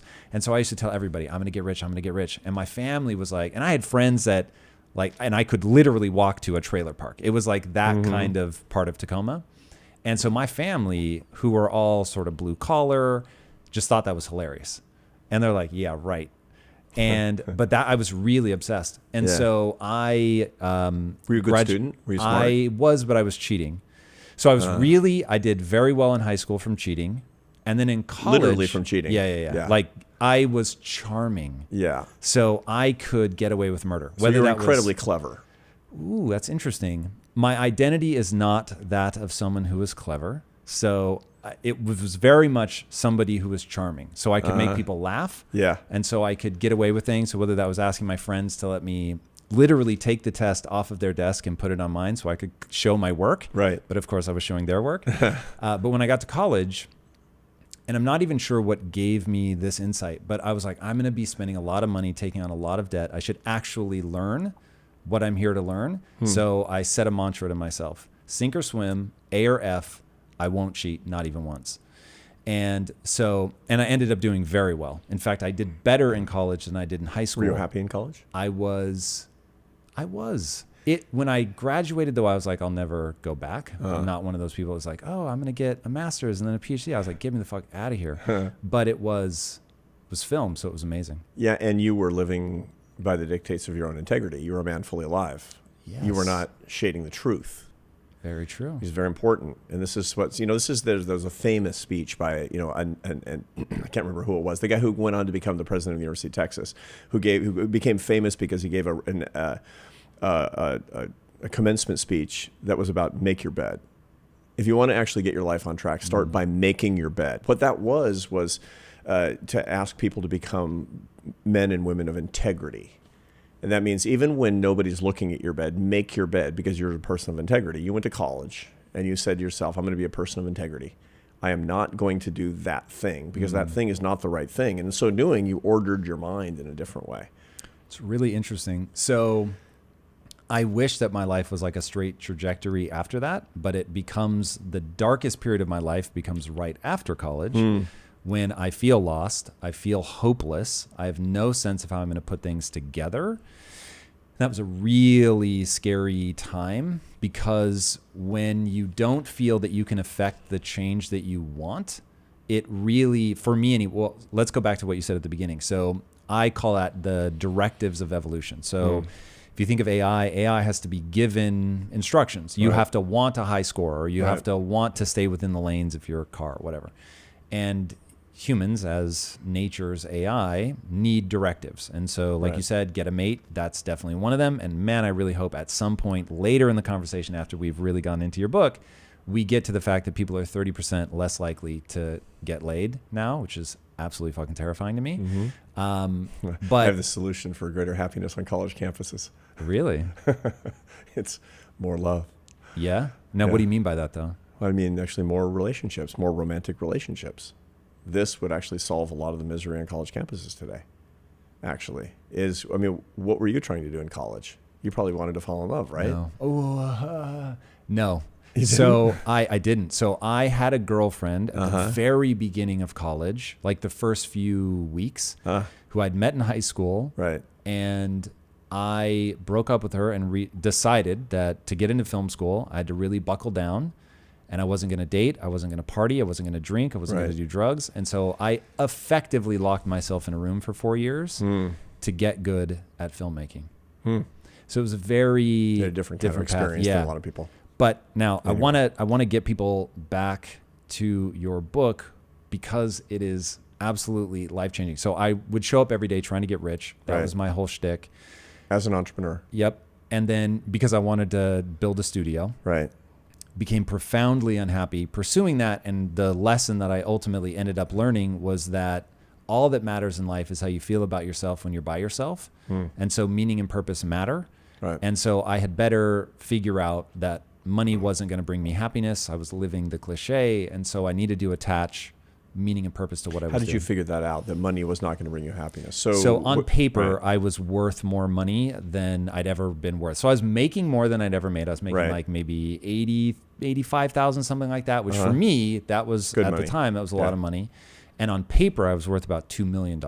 So I was like, okay, theoretically, and paper money is very different than real money, but on paper, I was worth millions of dollars and I was still profoundly unhappy. So I was like, did you think, what did you think? If I'm getting, like, see your limbic system of your brain is saying, Tom, go for the money, then you'll be happy. So what did you imagine was going to happen to you if you had a whole bunch of money that would actually make you happy? Or did you actually form an image at all? You just thought that if I have more money, I'm going to mysteriously be happy? Yes. Then once I wasn't, I asked myself maybe the right question, which is what did I think was going to happen? And I realized that I thought I would feel about myself the way that I felt about other people that had money when I looked at them. Yes. And I admired them. Okay, and so I comes thought from I would social admire comparison. myself. Got it. And you would actually, so social comparison led you to the admiration of other people who had been successful. So therefore you would have that sort of an admiration of yourself. Yes. And that self-admiration would have been the genesis of your newfound happiness on the basis of your money. And if I were as able to articulate that to myself as you were just now, I I'm could have saved 58 myself a years lot old. of struggle. But I couldn't either at 22, but yeah. Reading your book really began to bring home this idea that there are two different types of intelligence. And so at the time, I'm haunted by this idea. Genius is a young man's game. I feel like a really late bloomer. I end up spending all this time chasing money. I take this huge break from pursuing my passion and building that skill set. So now I really feel like I'm behind the 8 ball. And my whole life has felt like that. And reading your book and the whole punchline of there's these two grand movements in your life. And if you understand them, then you really can avoid this decline in misery. Right. You open your book with a story that I will never forget. And when I put the book down, I was like running around the office, like telling anybody who would listen that story. If you don't mind, walk people through the airplane. 10 years ago, I was the president of a think tank in Washington, D.C. And I was having these profoundly disturbing thoughts. Am I on the right track? Where does this lead?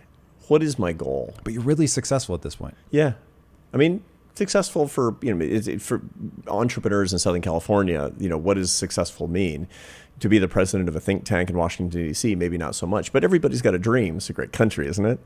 And I was the president of a big, prominent think tank in Washington, D.C., and I was in my late 40s. So I was more or less the same age that you are right now. And I was looking at my life saying, okay, buddy, what's the end game? And look, I had done research. I'm a social scientist. I do work on human behavior. And I had never really trained these tools on myself. And I was really disturbed by this because I didn't actually see what the future could actually bring that would be better, where I would be happier. And as I was kind of going through this, I was doing what I always did, which is basically fly around and ask people for money. I was a nonprofit organization. I had to raise $50 million a year. And I was giving 175 speeches a year, which is super fun. I love Jesus. Yeah. And so it was like running for the Senate and never getting elected, basically, which is, for running for the Senate, that's probably the best thing. So you don't have to be a senator. And as I was thinking about this, kind of an existential crisis, what path am I on? What am I supposed to do? I mean, some of that was evident. I have a family. I'm in love with my wife. I love my kids, but I didn't have an understanding of the course of my life. I mean, my religious life is figured out, but I don't understand what I'm supposed to be doing. What is Arthur Brooks supposed to be doing such that I can be happier as a person? And frankly, I wasn't very happy for lots of reasons that anybody can understand. I mean,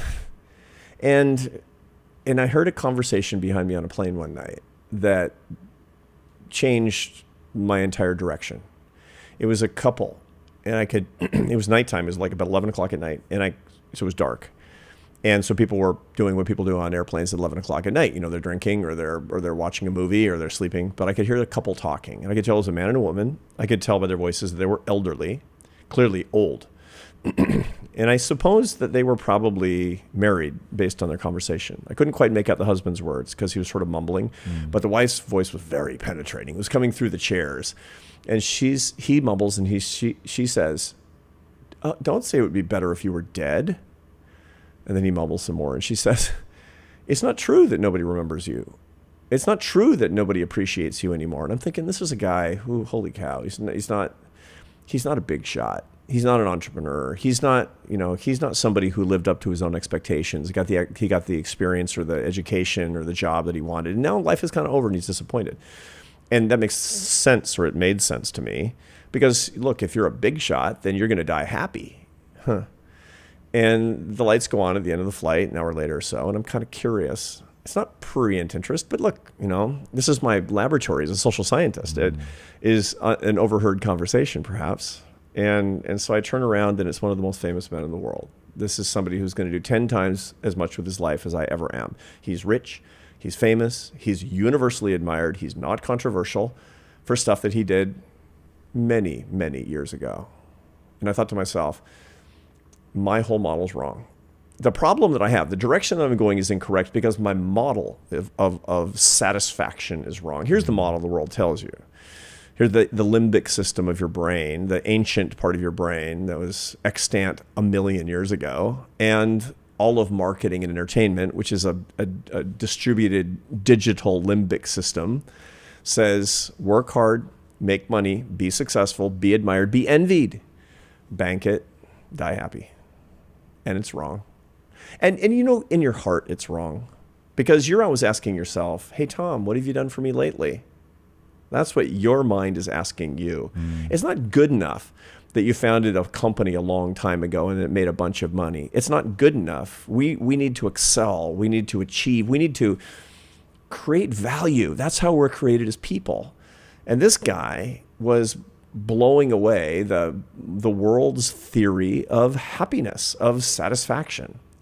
And I said to myself, I don't want to be explaining to my wife, Esther, on a plane 30 years from now, 40 years from now, I might as well be dead. And so I set myself to crack the code. What can I do? And by the way, the data are very clear that the people who have the earliest success, the mind-blowing success, they're the most likely to be unsatisfied with their lives at the end of their lives.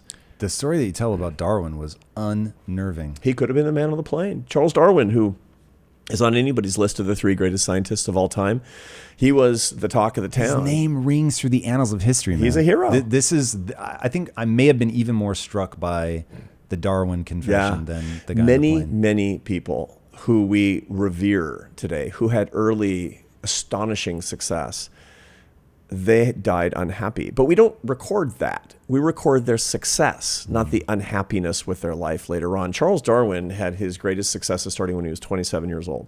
We all know that he visited the Galapagos Islands on the voyage of the Beagle, which was a 5-year sailing voyage around the world to collect plants and animals and send them back to England.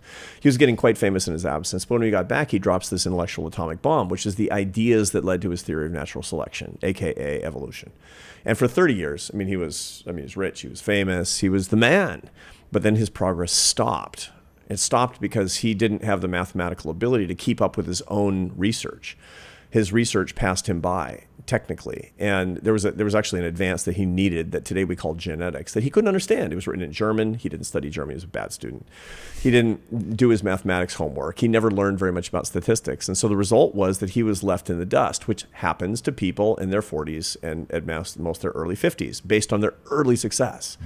And he spent the last 20 years of his life complaining about the disappointing. He wrote 11 books after that point, but they're all sort of derivative. They're like straw.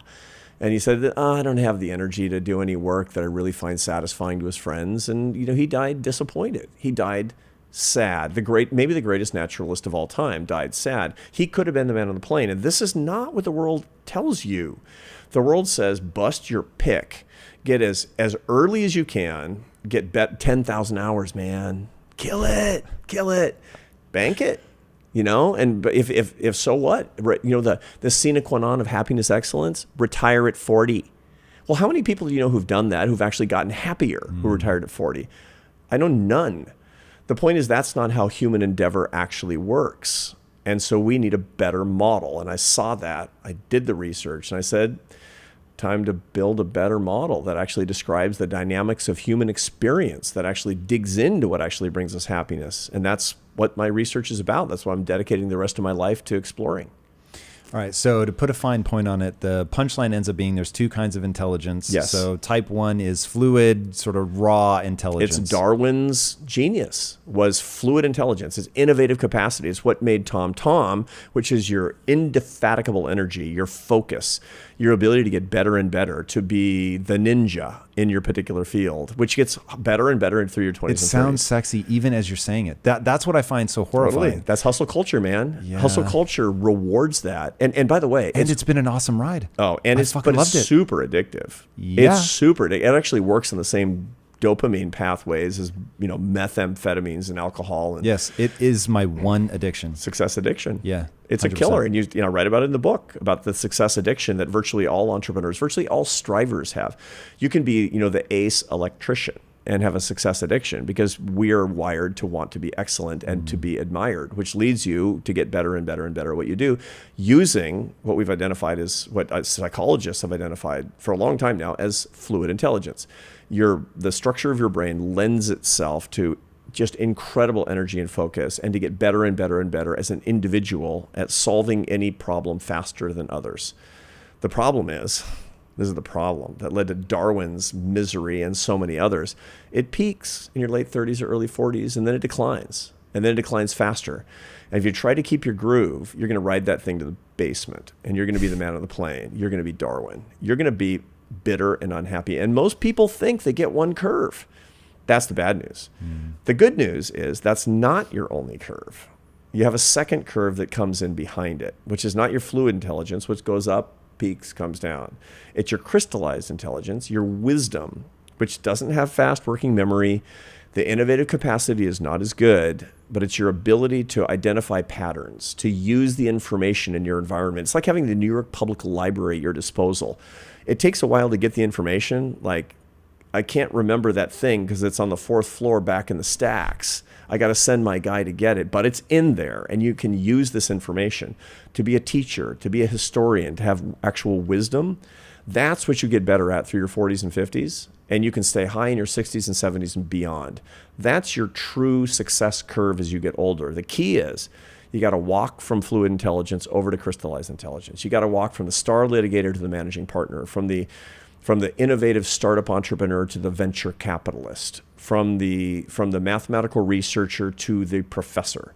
Those are the different curves. You got to go from one to the other. And if you're stuck on the first, and if that's your vision of your own greatness, and you can't be thrown off that, you'll be chasing that for the rest of your life, even though it's in the basement, and you can't get it back. So there are some people that can wake themselves up out of the matrix, other people that must be awoken. I do fear sometimes that I need to be awoken, but you woke yourself up. I'm so curious. So you're doing your thing, you're very successful, and I don't know, maybe, and I guess we should tell people that you started out as a musician, a French horn player, nonetheless, very specific. Yes. And very esoteric, and made a living as a professional French horn player. The Barcelona Symphony 31, for a bunch of years. if I'm not mistaken. Yes, exactly right. All right, so you're killing that game, but you realize that you're declining. Do you think that going on that is what allowed you to then consciously step away while it seems like you were still in your prime as the leader, the president of this think tank? I got very lucky. That I failed my first career. And after having a lot of success, I went into early decline. And out of desperation to support my family and to have a future out of my 20s, I had to change gears. I didn't have a college education. I dropped out of college, kicked out, splitting hairs. When I was 19, I went on the road as a musician. As my parents call it, my gap decade, right? Which you can imagine how fun that was for them. And, I kind of made a living, kind of made my rent. But I was living my best life because I was a young guy. I didn't have health insurance. I didn't go to the dentist for 6 years at one point, which I'm still paying for. But like I've told friends, I never missed a day without cigarettes. So, you figure out what my priorities were at that particular point in my life. And fortunately, I gave that up a long time ago. but I was going into decline as a French horn player, and things that used to be easy became hard, and things that were hard became impossible. And I saw the writing on the wall. I saw a lot of older classical musicians who were deeply alcoholic and unhappy and had been good and now weren't, and didn't have the respect of the younger people that were having a harder time making a living. And I thought, look, I'm barely making a living now. I'm ambitious and it's going well. I mean, look, I was in the Barcelona Symphony, so I was making a middle-class living, and that's a good orchestra. But I knew that I couldn't keep it up, and so I had to change. Just by necessity, I had to change. And I went back to college, got my college degree by correspondence, and at 31 left to start my PhD. That, by the way, that's not just an arbitrary thing. That's the family business. My father was a college professor. My grandfather was a college professor. So I know that business better than any other. I know how to do a PhD. My father was working on his PhD even when I was a kid. So I saw that whole process. That wasn't foreign or exotic to me at all. And I knew what professors do for a living. And I said, okay, I can do that because I know that. I was very ashamed.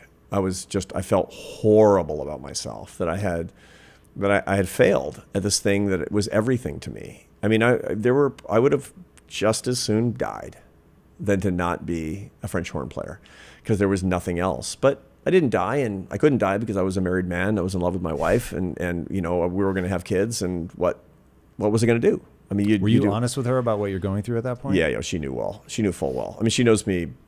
I'm an open book with her, and I mean, she's also smart, and she knows me super well in no small part because when we were dating, we didn't speak the same language, and we spoke rudimentary amounts of the same language for the entire first year of our marriage. Oh, you got to know each other. You get to know each other in a deep human way when you actually can't talk because you can't lie. I recommend this to everybody. That's really unexpected. Yeah. How did you fall in love if you guys weren't speaking the same language? Man, if you saw her, I was 24. She's a rock and roll singer from Barcelona. She's beautiful. And she's lovely, and she's kind, and she's smart.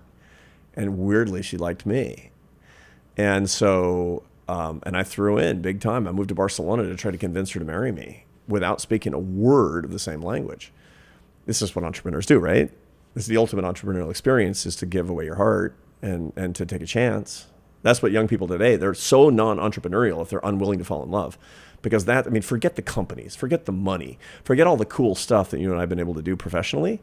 Fall in love, that's entrepreneurship, right? That's the big bet. I have never heard anybody describe it like that. Well, entrepreneurship, because of risk taking? Why do you? Entrepreneurship is taking a big risk in looking for major rewards, for explosive returns. I'm not going to tell you how to denominate those returns. It's faith in resources that you don't already have in hand. These are the characteristics of the entrepreneur. When I was writing a textbook on entrepreneurship, I was looking at that and I'm saying, it's a big mistake to talk about this in terms of money. We should be talking about this in terms of love, because that's the currency of life. And when a whole generation of young people are miserable because they're comfortable putting millions of people's dollars at risk to start a company, but they're unwilling to go bankrupt in their relationships, they're unwilling to have somebody crush them by breaking up with them, they're just not very entrepreneurial.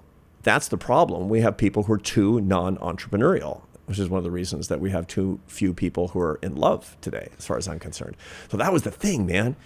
I took that, I jumped, I did that. And that was actually very good, because that gave me a lot of confidence that I could conquer my fear.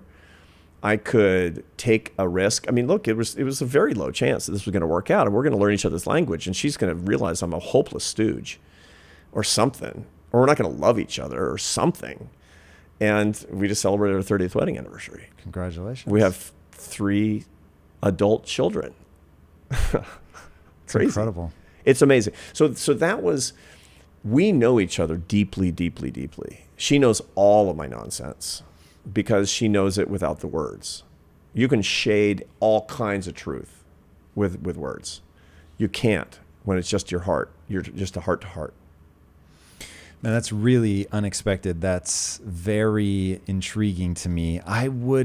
Because I have leaned on language so heavily in my life, in fact, if there's anything, so I once went live for 24 hours as a thing, like to celebrate hitting a certain number on Facebook. I don't even remember now what number, but went live for 24 hours. Success. And then literally that morning or the next afternoon, whatever, I flew to London.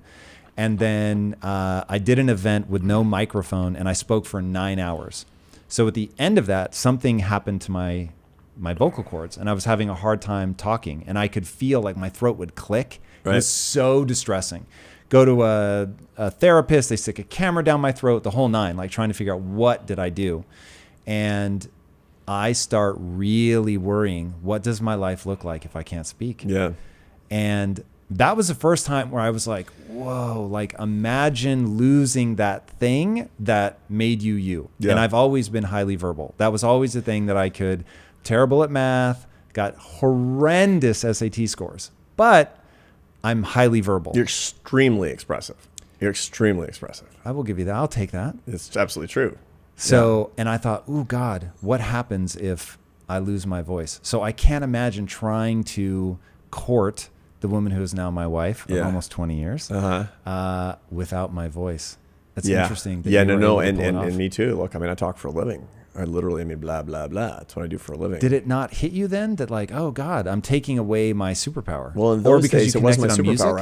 I was a French horn player. Okay. So you guys connected over music. Yeah. Well, we were at a music festival in France, in Dijon, in France. That's how you met? Yeah.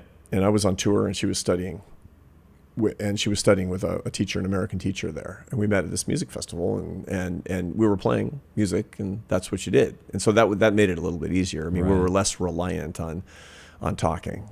Yeah. Than I am today. Yeah. That's awesome. Yeah, for sure. And so that was, when I went into decline as a musician, she was right there to be helpful. And she gave me the courage. Yeah. Was she warm about it, or was she super warm? She said, I was deeply unhappy because I was in decline. Look, humans are not intended to decline. Decline is hugely painful because happiness comes from progress. Unhappiness comes from regress. And when you feel that something is harder than it used to be, so it's interesting, you see this, the decline in the fluid intelligence curve we just talked about. If you're really a striver, and that's who I'm working with. I'm working with people who want to make the most with their lives. If you never do anything with your life, you're not going to know it's over. You're not going to have this big crisis at the end of your life. It's because you never did anything. And I was like, I watched a lot of TV. Awesome. It's like, I can still do that. Don't you think their whole life is a crisis? Not really. No, really? Actually, no, not really. Oh, No. It's for sure. I mean, well, here's the thing. It depends on what you mean by happiness and what a good life is. I want my life as a striver, but I also recognize that it's not normal in many ways. Strive? Not to strive to the extent that you have. But is that what you mean by it's not normal? Yeah, and it creates problems. I mean, you rain hell on yourself when you're actually doing the stuff that you've done. And there's a lot of ways that you could have had a much easier life, a much more relaxing life, a life with greater peace. Frequently. Yeah, for sure. So that's all I mean. It's not a very profound point in that way.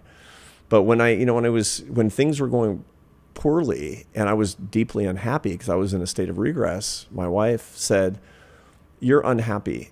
You just need to quit." And I said, that's insane. I mean, like, one can't just walk away. But of course. And she said, yes, you can.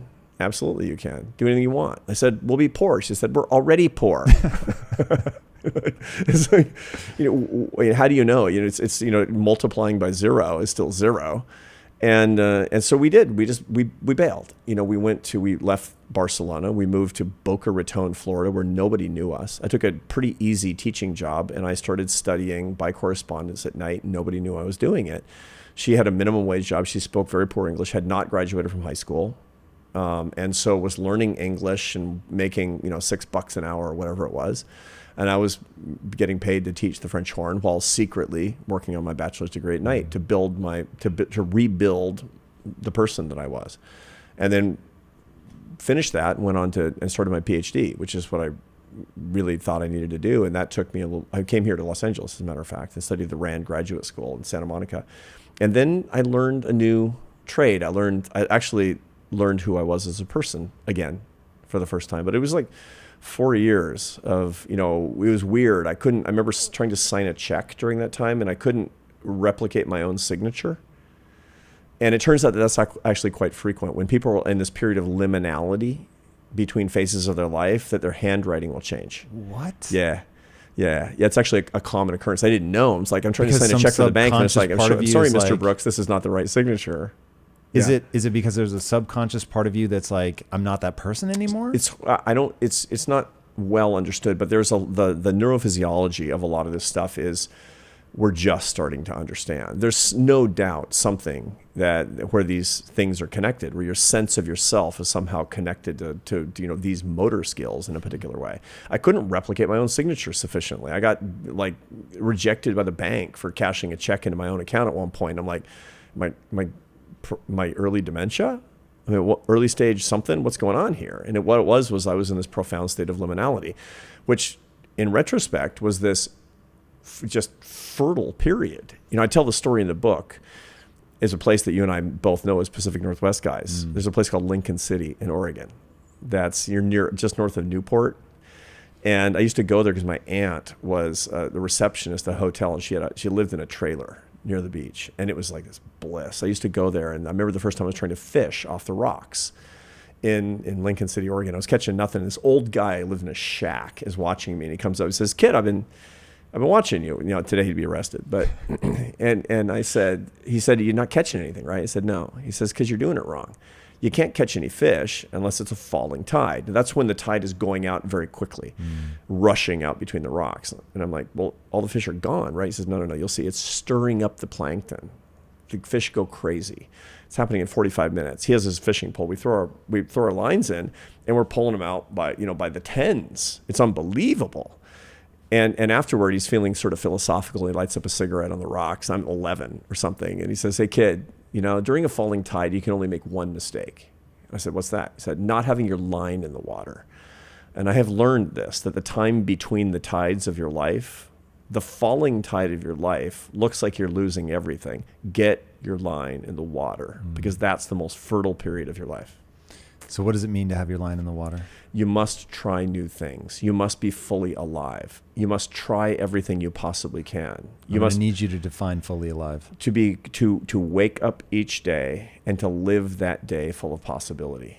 Not to nurse your wounds, not to waste your time, not to try to do things that you used to do. To be fully alive is to be alive to the new set of experiences that's coming across the transom. That's super important, because during this time of liminality, by the way, there's a lot of research on this. This is not just an anecdote about this kid fishing in Oregon. There's a lot of research that shows that this time between periods in your life, which there's a guy named Bruce Feiler who writes a book about transitions. And he said during these life quakes, if your spouse just left you, that's a fertile period for you to learn new things. If you've lost somebody to death, if you're going through chemotherapy, for example, and you're very afraid. You've just been through a pandemic. For example, during the pandemic, many people find that despite the fact that they hated it and were insecure and it was horrible, that their lives transformed for the good.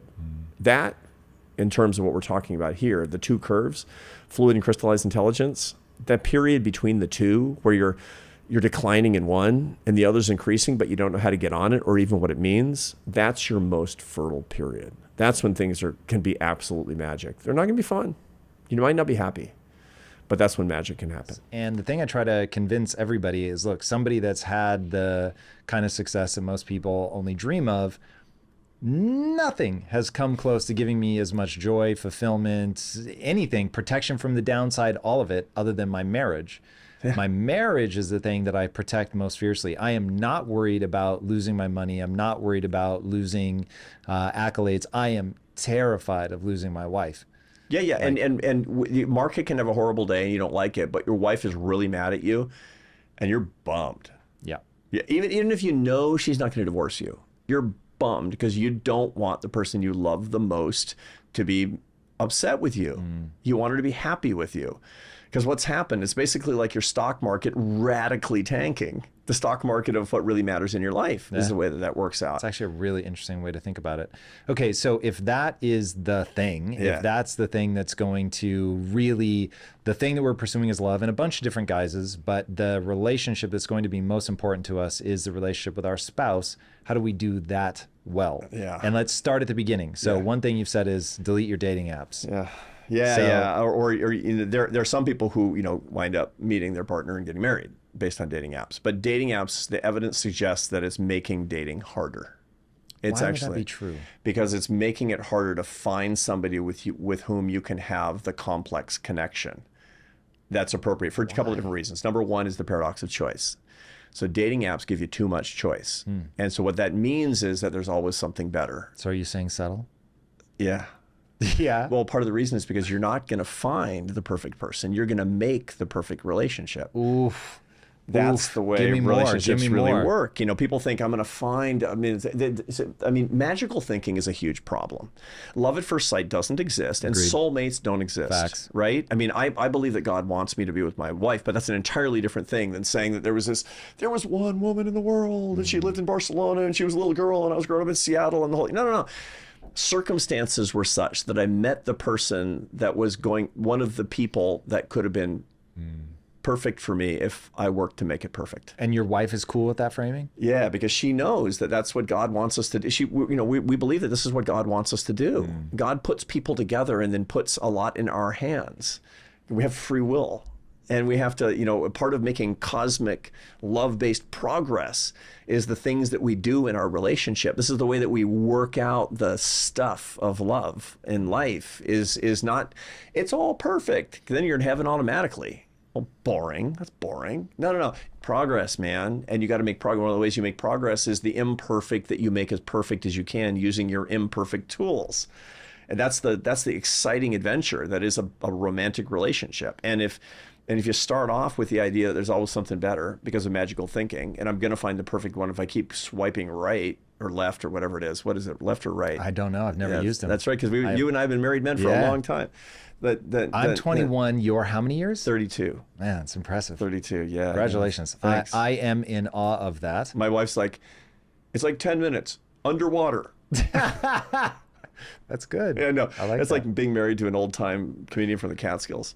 It's nice. Except she's Spanish. Bum. Yeah. Spanish Jackie Mason. Anyway, yeah. It's a good reference that no one in the audience got, but that's okay. Google him. Anyway, so he's probably on YouTube. Yeah. Black and white. Maybe, yeah. Yeah, Yes. all the good Jesus. stuff is. So that's number one. The second reason, however, is that and again, I'm not down on dating apps.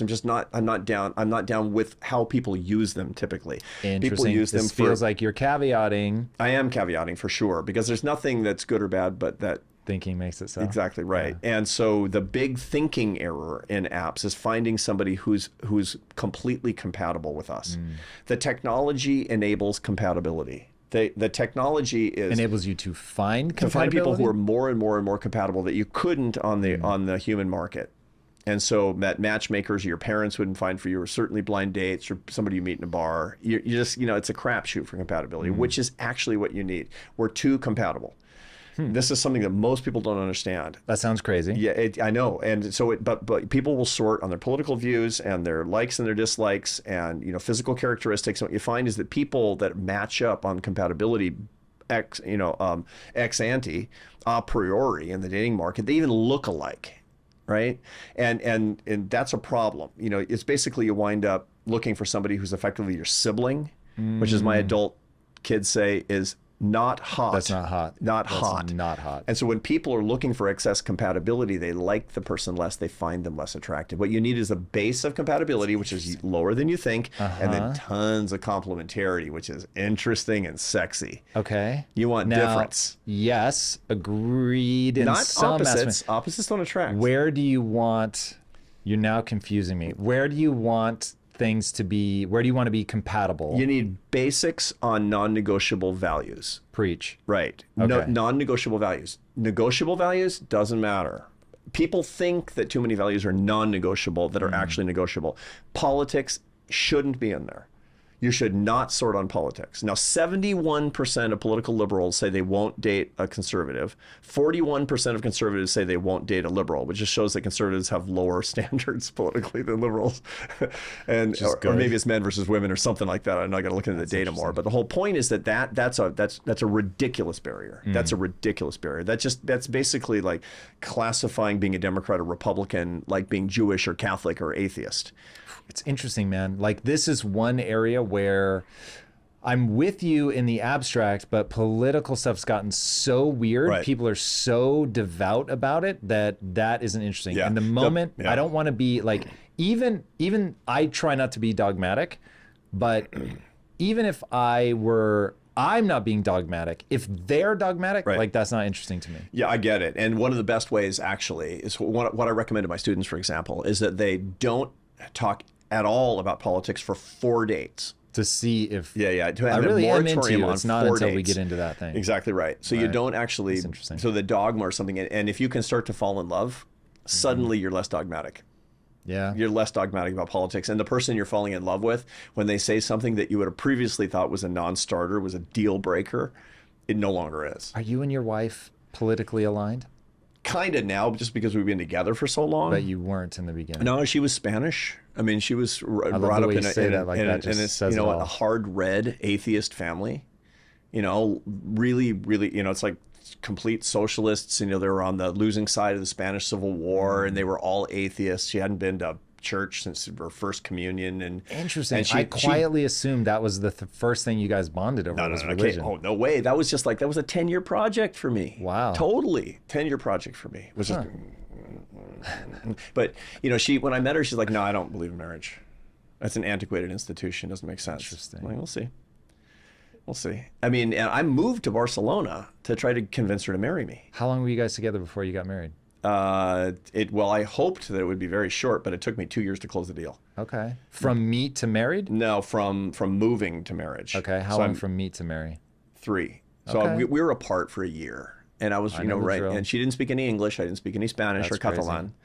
And so I thought I had a premonition. I mean, I met her for a week, and I told my dad, I think I'm going to marry this girl. Whoa. He's like, can't wait to meet her. I'm like, yeah, I got some problems. And she doesn't speak English. She doesn't live in the United States, and she doesn't believe in marriage. But I think it's surmountable. Other than that. Yeah. And so, you know, we kind of stayed in touch for a year, and then I quit my job, and I moved to Barcelona and took a job in the Barcelona Symphony because I had this very strong sense. And by the way, maybe it didn't work out. It was an entrepreneurial thing to do, and I was 24, and it was okay.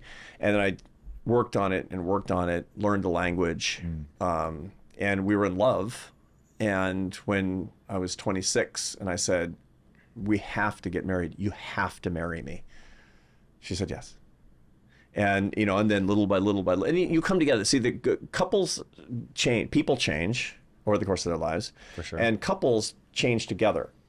And the couples that don't do well change apart because of the most people hubris. don't change together. There's too much pride is what comes from it. So what'll happen is tons of difference at the very beginning. Lots of love glues you together, and then you start to change together. The ultimate goal, by the way, for a marriage, a relationship that lasts, tons of passion. We talked about the neurochemical cascade of falling in love, of, you know, love addiction. But within 5 years, what you need to be left with is what we call companionate love. Your goal within 5 years is to be best friends with the person. That's your goal. There's lots of passion in companionate love that also sounds not hot, you know? Here's my companion, Mrs. Brooks. You know, no. Companionate love is the person that you'll be looking into her eyes on your dying day, and then who knows all your secrets, with whom you can be truly yourself, who really has your best interests at heart. That's what companionate love is, and not every relationship can get to that. But that's Now, the what goal. do you think, though? What's the importance of keeping sex alive?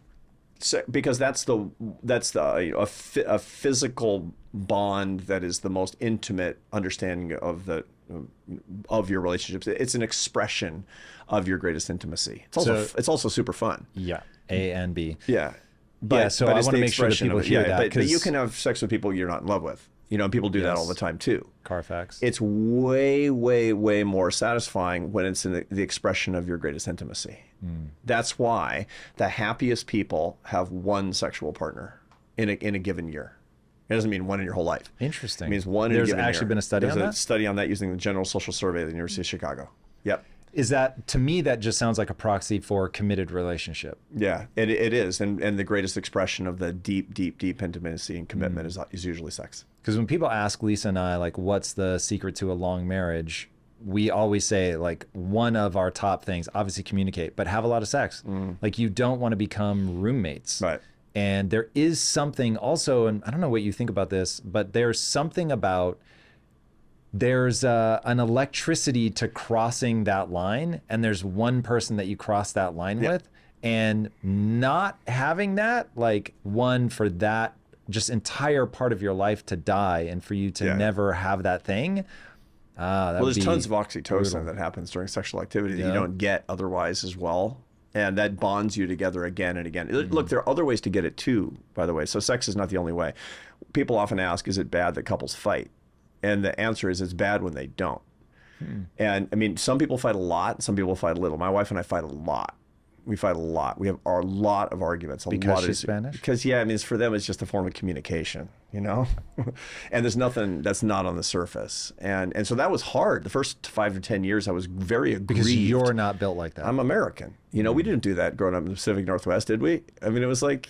that was not... Learning to fight well was a big thing I had to learn. But the key is about that couples that never fight, they're missing out on some of the greatest source of intimacy. Because the friction is there, and they're just you're not saying things it. that you think that you weren't saying before. And that's interesting. I heard you say this intimate. before. Will you take a second to say that very clearly? Yeah. The idea of intimacy through fighting. Yeah. People often say, it's so weird, you know, after we have a big fight, then we make love. As if it were makeup sex. I've never once done that. Yeah. I never do that. Are you in the mood for sex after you've been in a fight? Well, it depends on how the fight resolves. But the whole point is that a lot of people do that. And the reason is because they're raw and intimate in their communication, sometimes for the first time in a long time. Okay. For the first time in a long time. So if you're the kind of couple that has you're not seeing each other very much because you're working really hard and you're on the road and you're not talking about things and a lot of tension is building up and then finally you have a knockdown, drag out fight and you're saying things that you think that are deeply intimate, that are your deepest feelings, that you would never say at work because you don't have the kind of relationship with other people, you don't want to demoralize them, you don't have trust. You have enough trust and you say things that might be cutting. They might be wounding, but they're deeply intimate. You have an intimate bond. You have a spiritual bond with that other person because of the intimacy of the communication, even though it was wounding. That's really interesting. So I will say this. I have had moments where I was completely uninterested in sex until we had, I wouldn't even necessarily say fight, because fight implies that it's like really fiery. There was one big disagreement that my wife and I got into, and it was really interesting. When I brought up the thing, we happened to be in a swimming pool. And so my wife likes me to hold her and walk her around the pool. And it ended up being this amazing way to have this argument because it was really like, hey, I've been meaning to say this thing for a few days now. Here's how this thing made me feel. Like, let's really get into it. And we couldn't see each other's eyes. And it made it way easier to have the conversation. So we were like cheek to cheek, but we couldn't see each other's eyes. So it just became easier to like get those things off of our chest. Sure. It was really wonderful. So I didn't want to have sex until we had that conversation, but it wasn't like, oh, I'm going to run you upstairs. And like, I've never had that response. Like I don't. People are different for sure, but it's important that you have those relationship moments, and those might be as bonding. Your fights might be as bonding for you as when done well. Are you? Yeah, for sure. And there's technique. Yeah, talk to me about So my guess is that you're in a 21-year marriage, and you're going to be married till you die. Yes, you're going to die. Until death do you part. For sure. Mm-hmm. And so my guess is I could probably write a script for your fights based on that. And when something's not right, the accusation is that we are having a problem. Mm-hmm. Now, when you look at a couple that's tenuous and really having trouble and really in danger, it's like you're doing something and it makes me feel a particular way. So important. Super important. And just changing the language, because language change has very strong cognitive impact. So if you want your fights to be, you're going to fight. And it's important that you relate to each other and you're honest with each other. But you want it to stop actually creating so much brain damage. Just change the pronouns. That's the first thing to do, is to change the pronouns in the fights. Don't say I and you. Start saying we and us. We and us. We have to do this thing. I mean, whenever we do this thing, we have a problem. And you'll find you're stumbling across it at the very beginning. You'll find it because and you did this. We had this problem we have this breakdown in communication because then you're trying to solve a problem together, and it's a joint problem you're trying to solve. And when you solve it, you've made progress together, as opposed to I won and you lost. That's really super important. And just using different pronouns it can actually repair a multitude of problems. Something my wife and I do, and this has been really powerful for us, is we talk in insecurities when we get into an argument. Yeah. So if one of us is getting angry, it's like we have a shared understanding. If you're angry, it's because your insecurity has been tripped. So confess, like, what's the insecurity? What's the thing that's bothering you? Right. So that you can get off of the surface level argument, which is usually very fruitless, and you can get down it's into something like stupid. It's like you finished the milk or something. Right. Stupid. And you finished the milk without talking to me, and it makes me feel unseen, whatever. And once you get down there, like, ooh, whoa, why is that making you feel unseen? And also that the person isn't just, I have an insecurity, you triggered it, shame on you. It's like, okay, I have an obligation to work on my insecurities. You have an obligation to care enough about me that you want to know, but I can't just be like, you have to deal with it. Right. I have an insecurity and you better tread around it forever. You're doing a lot right. I can tell you that. And this is one of the reasons that you state so openly that your marriage is the most important thing in your life. It's the central institution of your life. I mean, like, this goes all bust. And by the way, this is going to go bust. It's all going to go bust. Yeah. Right? But the one thing on your deathbed is Lisa. I mean, here's the problem. One of you is going to die first. Yes. Although if you ask my wife, she really wants us to die Thelma and Louise. Simultaneously. Yes. That would be like, she's like, I don't care if I die in a plane crash as long as you're next to me. And I'm like, what? What are you like, talking about? Why are we both going down? Like, if I have to die in a plane crash, I want you to be safe on the ground. She's like, no way. I'd want to be with you. So yeah, that she says it out of love, though. So it's you actually laugh like, about it. I totally get where she's not coming like from. I sure hope you die in a plane crash with me. Yeah, no, I get it. But that's this is an issue, right? Because that you will be separated. Yeah. The data say that except under the oddest of circumstances, you'll be separated. Yep. Now, but what typically happens is really, really happy couples, except under conditions of bad luck, they tend to live a long time, have a long marriage, and one of them dies, and then the other dies. It's crazy, man. Because you have a joint life. You have a joint life together. The enterprise. It's the startup. You're co-founders. The other thing that's really interesting too is that a lot of the relationships that do best are startups, not mergers. That's interesting. Yeah. Tell me more. Meaning second that, marriage? No. Well, I mean, second marriages are sometimes they're really great, but the marriages that that have the greatest likelihood of success, they're entered into earlier when you're both in life startup mode, as opposed to I got my law degree and you got your PhD and you got your startup and I got my startup and I think we have separate bank accounts now let's have a merger. Startups are more successful than mergers. There's in data business on and that. in life. Oh yeah. And the worst, of course, are hostile takeovers or acquisitions, but Wow. Okay. So no, you can have a merger that works. Yes. But you got to go into it with your eyes open and make it as much of a startup as you can. And that was. I don't recommend separate bank accounts. I don't recommend it. Really? Yeah, there's huge data showing that couples are more successful when they have joint bank accounts. Interesting. Let me run something by you. Okay. So when Lisa and I first got together, we had enough difference in values that I looked at the things that she spent money on and I thought they were dumb. She looked at the things I spent money on. She thought they were dumb. So what we did was we said bills are joint, but spending is separate. And so we put our money together and then we each had the exact same amount to spend. Yeah. And at the time, so when we got married, she certainly had more money than me because I was just absolutely broken in debt. But then when we got married, I was the only one with a job. And the one insight, and I wish I could track back to where I got this, but I was like, because this is all pre-functional internet. The internet existed, but nobody was really using it for much.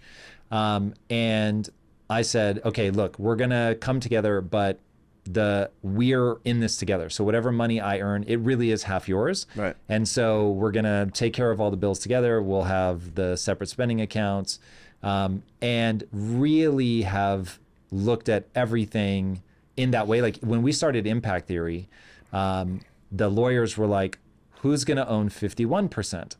And I was like, what are you talking about? And they said, you can't be 50-50. That's the ultimate divorce nightmare.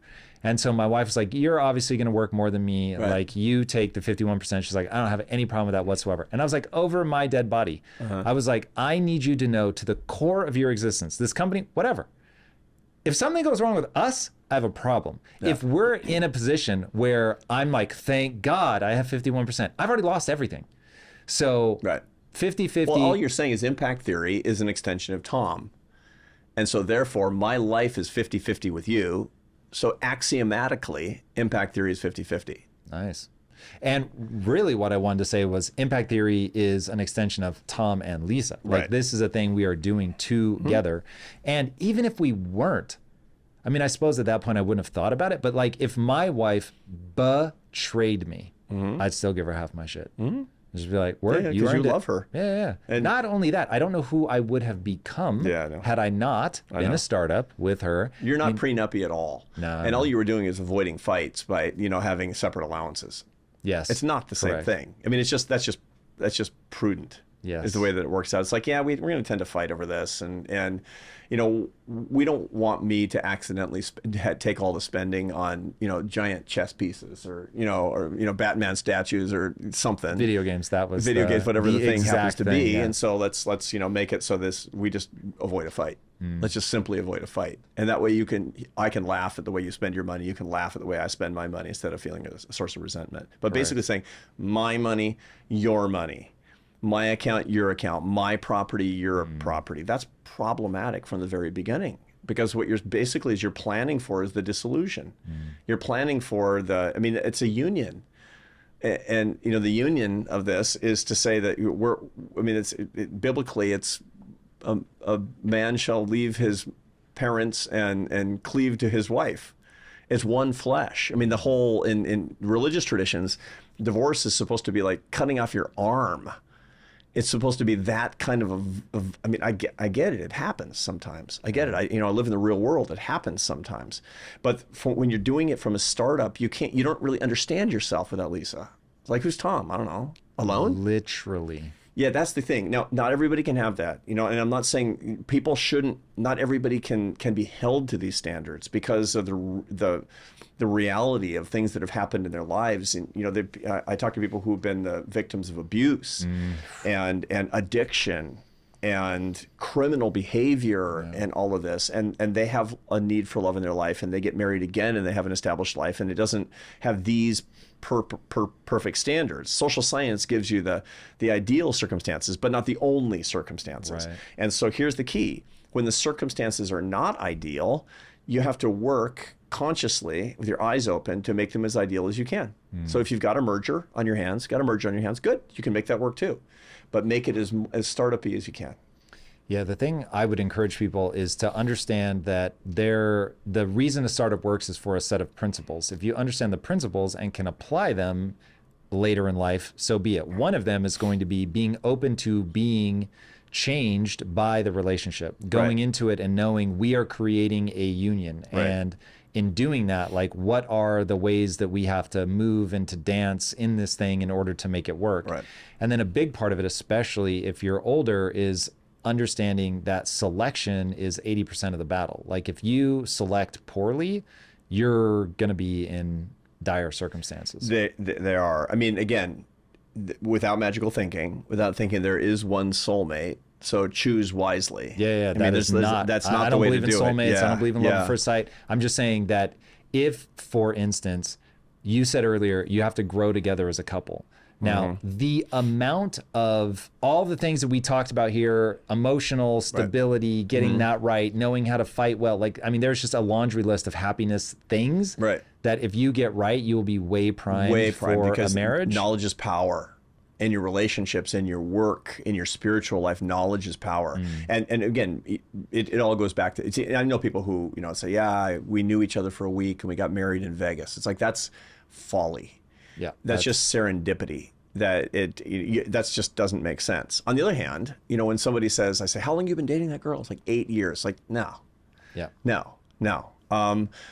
And what's the right amount of time? This is a question of prudential judgment too. My oldest son met his wife, now wife, when he was 24, early 24. They dated for 6 months.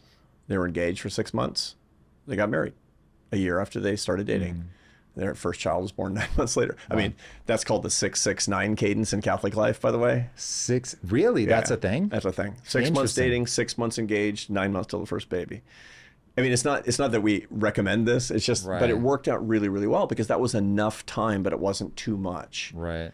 You know, it wasn't the kind of thing where, I don't know, why don't we live together for, 50 years before we decide whether or not to get married? That's not the right thing either. So, prudential judgment is, and it's the same thing with a startup, by the way. I don't know, I think I need a little bit more experience. So when I was writing my dissertation, I would see these guys, and I was doing my PhD with, like, I got to read a couple more books. Like, write your dissertation, pop the question after a certain point, but not on the first date. Yeah. I didn't have any trouble with that. So for me, when I met Lisa, I did not think I was going to get married. And then how old were you? I was 24. And when we started dating, probably about 3 months in, 3-4 months in, something like that, I realized, oh shit, like I'm in love with her. And then I was like, okay, well, I'm either never getting married or I'm marrying this woman. Yeah. And so I proposed at 8 months. And we had spent some of those 8 months apart. So it wasn't even like we were living together for 8 months or anything, because she was in England. And then I was ready to get married right away. I was like, what's it take to get married? About 3 months. And she's like, you are having a laugh. She's like, no way, this is going to take like a year to plan this wedding. So we ended up being together for about 18 months by the time we got married. But good and fast. That's good. Yeah, by today's standards, that's fast. And by today's standards, you were young. Yeah. And again, society changes in different ways, but some of these principles don't change. I don't know if any of the principles change. That's the thing. Like circumstances do, but principles don't. Yeah. So how do people grow together? Like, what is the key there? Part of it is understanding that you are stronger when you are together, and that one of the cues for you to change is the other person changing. So people who struggle, they think the cue for me to do something different in my life is I feel differently about something. One of the cues for you to do something differently in your life is that your spouse starts to feel differently about that. You have to take on the characteristics of the other person as if they were inside you. So you find, for example, that your spouse is on a spiritual journey, starts to find stirrings of spirituality. That's a cue for you to do that too. That's a cue for you to do that too, and to do that sincerely as well. And again, people say, well, you're losing your individuality and the whole thing. Yep, that's exactly right. Yep. Yeah, you're sublimating the individuality on these things to have greater strength in the union, right? So that you can have a greater multiplicity of experiences across the two of you, greater adventure and excitement across the two of you is the way that works. And sometimes it's hard for people because they feel that they're the senior partner in the relationship. That's not the secret to a successful marriage. Now, there are social scientists that have very heterodox views on this. There's a guy named Eli Finkel at Northwestern, a psychologist who's written about marriage. And he says that one of the reasons that marriage is so hard today is because we expect too much from it.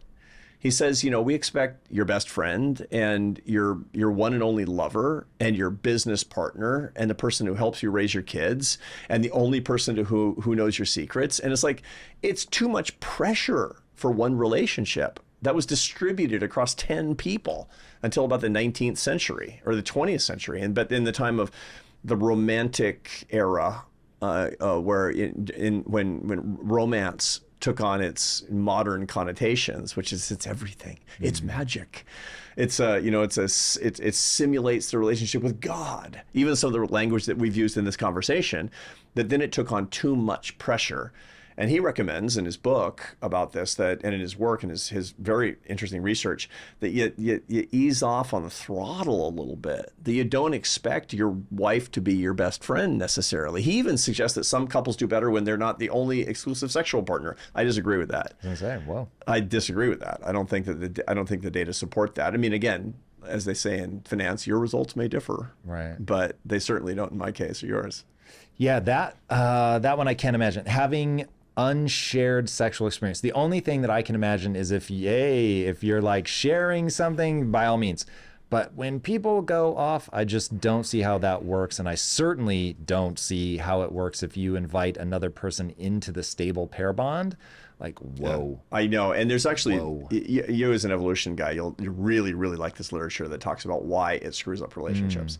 So there's a guy at University of Texas that does work on jealousy, on the evolutionary basis of jealousy. And he had this hypothesis that men are more jealous of sexual infidelity and women are more jealous of emotional infidelity. Yep. And so what he does is he finds that women in relationships, they will forgive their husbands for sexual discretions, but not for falling in love with another woman. And a man, if your wife says, I mean, yeah, I had an affair, all that, but it was only because I felt like I was falling in love. The sex was terrible. You'll be like, I forgive you. Yeah. I forgive you. It's so asymmetrically weird. And the reason for this from an evolutionary basis is that males have to be really vigilant about making sure they're not inadvertently raising the offspring of another male. Yeah. And women have to be very vigilant to make sure that the provider and defender of the family doesn't stray and and defend and provide for another family and another female's offspring. And so that's why the jealousy is going to work in that particular way. But no matter what, I'm telling you, if you have an open marriage, somebody's going to fall in love.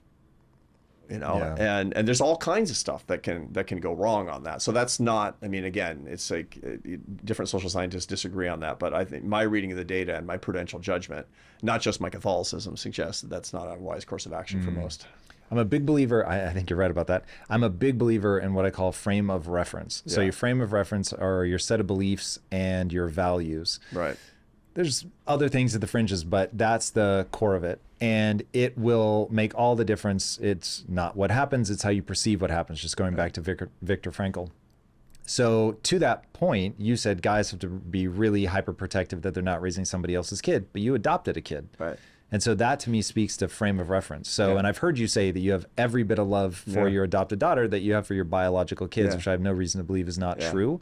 So what did you do to your frame of reference in order to be able to welcome her in, even though we would both agree that from an evolutionary standpoint, that doesn't make sense? Yeah, from an evolutionary standpoint, it actually might make sense from an evolutionary standpoint, because if there's an orphan, even in nature, will be adopted. That's interesting. By non-human mammals.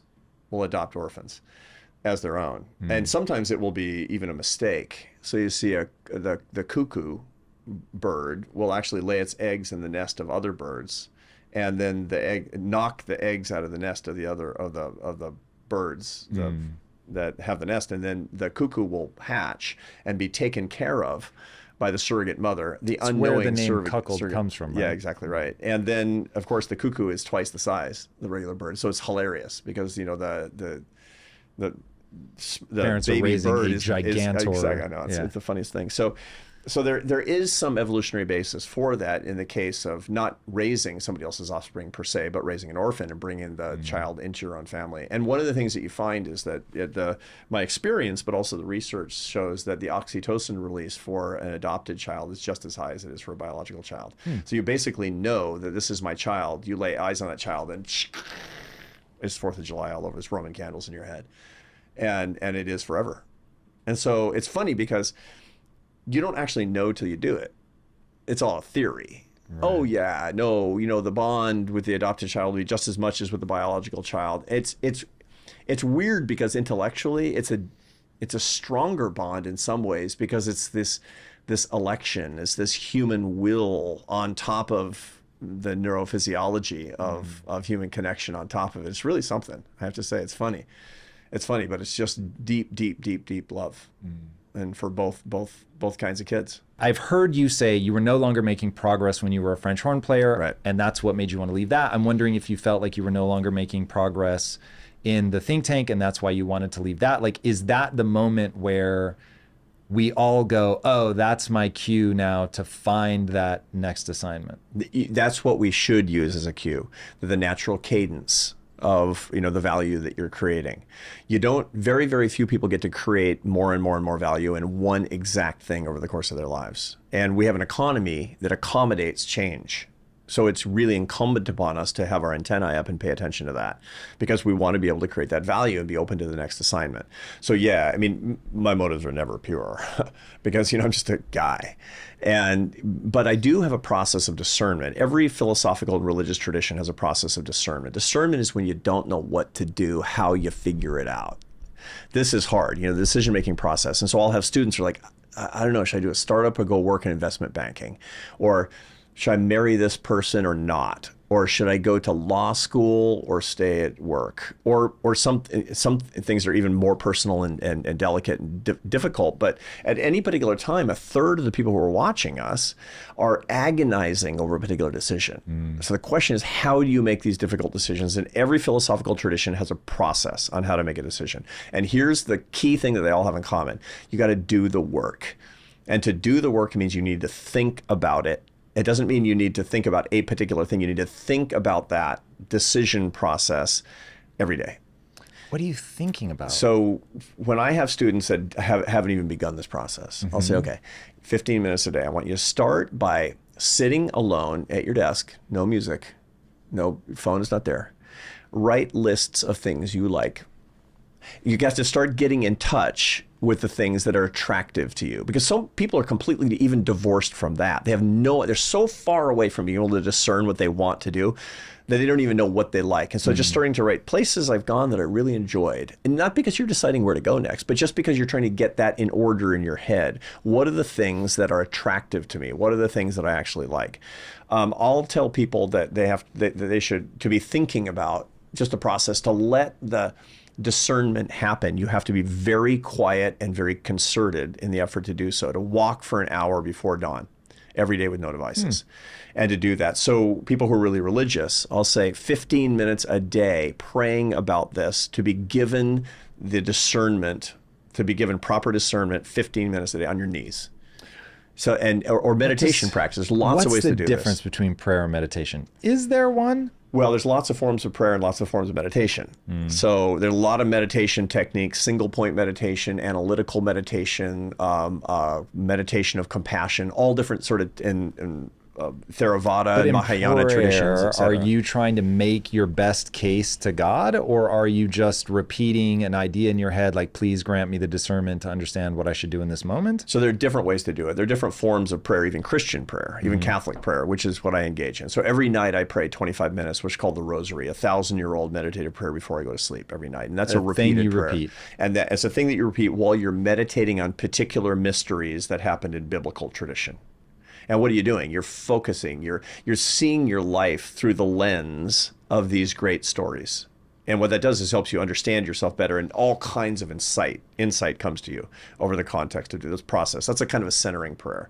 There are other prayers that are called, mental prayer, which the Buddhists call analytical meditation. The Dalai Lama wakes up every morning and the first 2 hours are analytical meditation, where he'll just think deeply about a passage in Tibetan Buddhist scripture. He's thinking about it. He's not reading it. He's written down a few lines and he's looking at it and thinking about it for 2 hours a day. The guy's 88 and he's doing that for the first 2 hours of every day. That's analytical meditation. That's not just like looking at a flame or doing Soul Cycle or something. That's also meditation. Incredibly important. Mental prayer is the same thing, where you'll read a passage of scripture, whether your scripture is the suttas or the New Testament or whatever your thing is, and you read it and you say, what is this meaning to me? Where am I in this? How is this impacting my life? 2 sentences, 15 minutes, more. It's crazy how much insight you can actually get from that. There's compassionate meditation or compassionate prayer, where you bring into your mind the people that are giving you struggle. And you visualize good things happening to them, and you ask God, or you ask the cosmos, that good things, that blessings be rained down upon them, and you change the nature of your orientation toward them. The biggest reason that you have enmity with other people is because of your enmity toward them, not theirs toward you, typically. And you can literally change that, and this is one of the techniques for doing so. So different kinds of prayer and meditation, they have different functions, but we have to use them as such, and not just be kind of like, all right, like a little kid, like, God, I sure hope I get an A on that exam. Can you please help me get an A on that exam? You have to be a grown-up about this stuff. And it's super exciting. So that's the process of discernment when you're trying to figure out what to do, is you have to concentrate on it. The ancient Greeks called it sunesis. In the Pali Buddhist tradition, in the Mahayana Buddhist tradition, it's called panna. And in this discernment of spirits in Ignatian Catholic spirituality, every tradition has it where you're focused on it for a particular period of time. If you do the work where you're focused on the decision, looking for the insight for 15 minutes a day for 2 months, you'll have clarity. That's the guarantee. It's amazing. But the reason that people can't get clarity is because they don't do the work. They don't do the analysis. Yeah, for sure. Okay. Walk me through the idols. What are the idols, and how do we use them well instead of being used by them? So this is a tradition that comes from Neoplatonism, sort of from Plato, as best stated by his great pupil Aristotle, and then translated into the Islamic, Jewish, and Christian traditions in the Middle Ages. So Averroes, who is the Muslim philosopher from southern Spain, Moshe ben Maimonides, and Thomas Aquinas. So these are the, St. Thomas Aquinas, these are the great figures of this. And they translated Aristotle into saying that Aristotle was the greatest of all the social scientists. I mean, I realize I'm cheapening Aristotle in this way by saying it, but it's kind of a conceit that everybody you love is like, Tom, you're a great social scientist. That's like the ultimate compliment from a social scientist. So, by the way, you're a very good social scientist.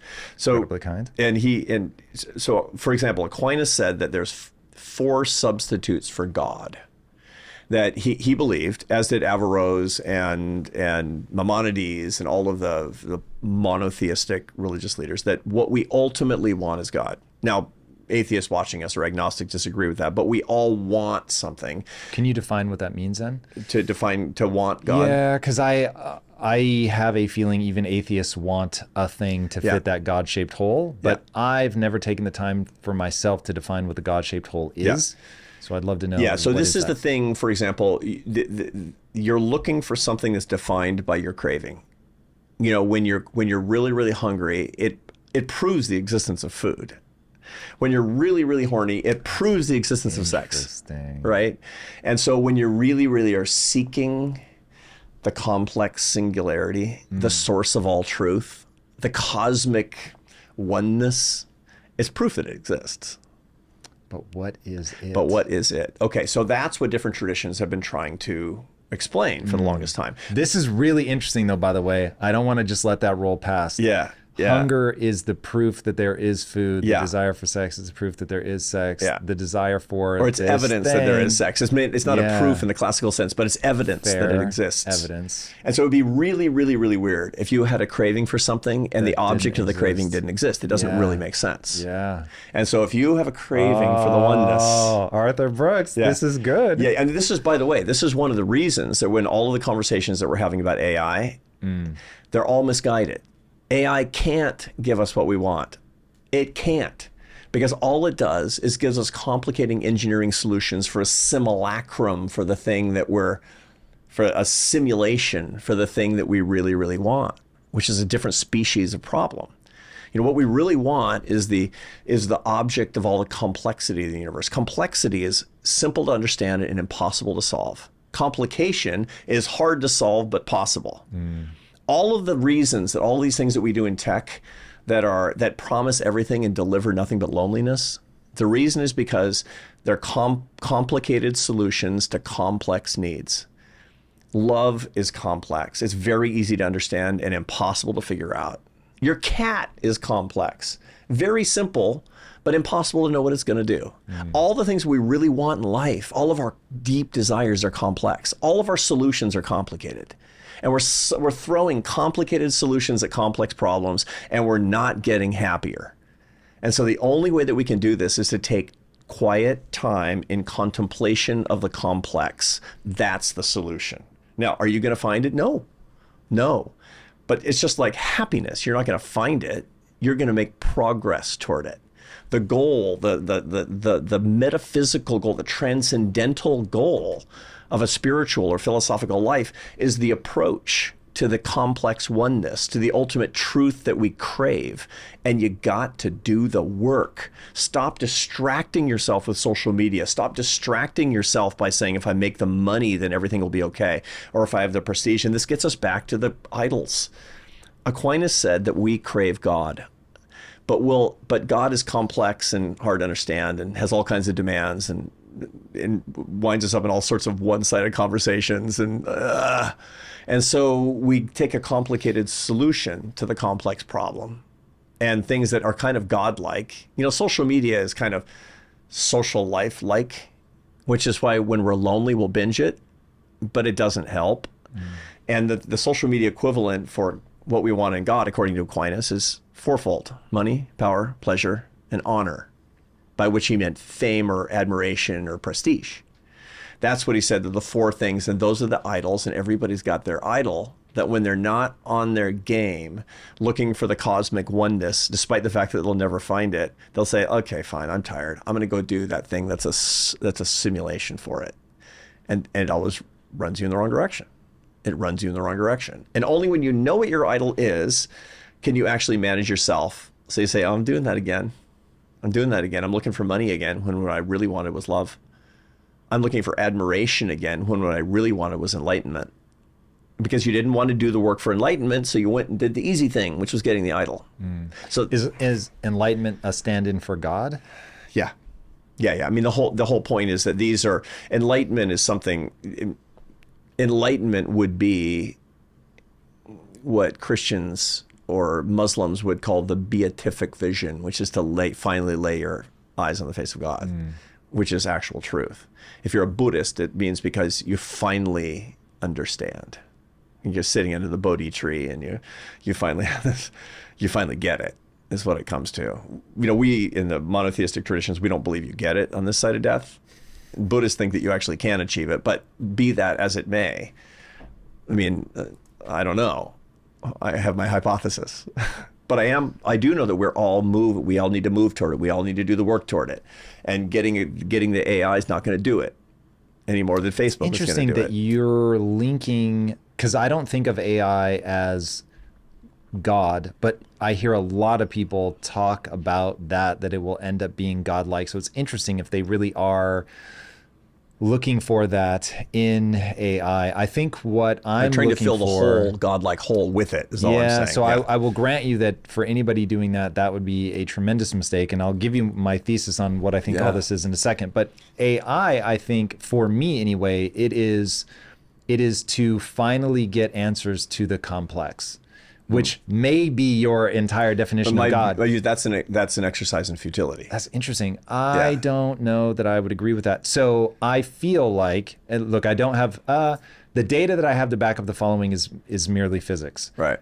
As we That's not bad. grow, well, we don't understand physics. Simple physics. Yeah. The reason I bring that up is because as we strip layers off that onion, it unlocks things that we couldn't do before. Right. And all of us have grown up in a world where Einsteinian, whichever way you would say that, physics already exist. Yeah. And not realizing that before that it was Newtonian physics. Right. And that the shift between the two unlocked the modern world. Right. And we think of him as just sort of this crazy-haired guy, and we forget that so many of the things that we rely on in the modern world required us to understand that breakthrough. But it isn't the universal principle yet. We haven't gotten there. We haven't got Higgs boson, which will render Einsteinian physics obsolete in all kinds of ways. Fingers crossed. So as we begin to unlock these things and truly understand them, it really does open up avenues of technology. Now, one has to be careful not to view technology as a god, but if we can use AI to either augment our own intelligence or for it to itself be intelligent. Now, I'm wildly conflicted about AI. Let me be abundantly clear. We all are. Yes, deploying it as fast as I can, and at the same time, I'm terrified. But I want those answers have real world implications. That's the moral of my story. Yeah, for sure. Absolutely they do. But the point is that that AI and all of these particular tools, they solve a different species of problem. Yeah, they are not going to answer the God. They're not going to, because they can't. And the whole idea is that there's always this concept that we could understand everything if we had sufficient computational horsepower. But that's not right, because you can't solve complex problems, which are mathematically different than complicated problems. Yes. Give me an example of, so for people that don't know, you did applied mathematics for a while. So this is not me asking some random guy off the street. Give me an example of a complex and a complicated problem. Yes, because in math, the only thing I can think of, because I am wildly ignorant, I would like to be abundantly clear, but from my just not knowing math at all perspective, the only category of thing in math that I know as being complex would be something like the pi. So pi is, if Yosha Bach is correct, better understood as a function rather than a number, because you can never know the final digit of pi. It's a relationship. Interesting. Yeah, it's a relationship. So I'll give you an example of two. Is that complex? Yeah, well, it's a good question whether or not it's complex or not. I think about it in a slightly different way. So I'll give you an example that might make it clearer. So a complicated problem is one that has, 75 equations and 75 unknowns. It's a highly dimensional mathematical problem that it would just take tons of computational horsepower to figure out, but there is a solution. Designing a jet engine is an incredibly complicated problem. Making a toaster is a complicated problem. If you try to do one out in your garage with stuff that's sitting around your house, you'll probably burn your house down if you try to make toast with it. It's a very complicated thing to do. But once you do it, you can do it over and over and over again with almost complete accuracy. These are complicated problems. A complex problem is a football game. A football game is a complicated problem where I don't care how good your computer is, you're not going to be able to tell me the outcome. Because it's complex. It's complex. Right. I think I misspoke. You said complicated once and complex once, but complex. It's a complex problem. A complex problem is incredibly simple to understand the outcome. The Patriots score higher than the Broncos. That's the natural order of things. that it's just one team has a higher score than the other and wins. Very simple, incredibly simple.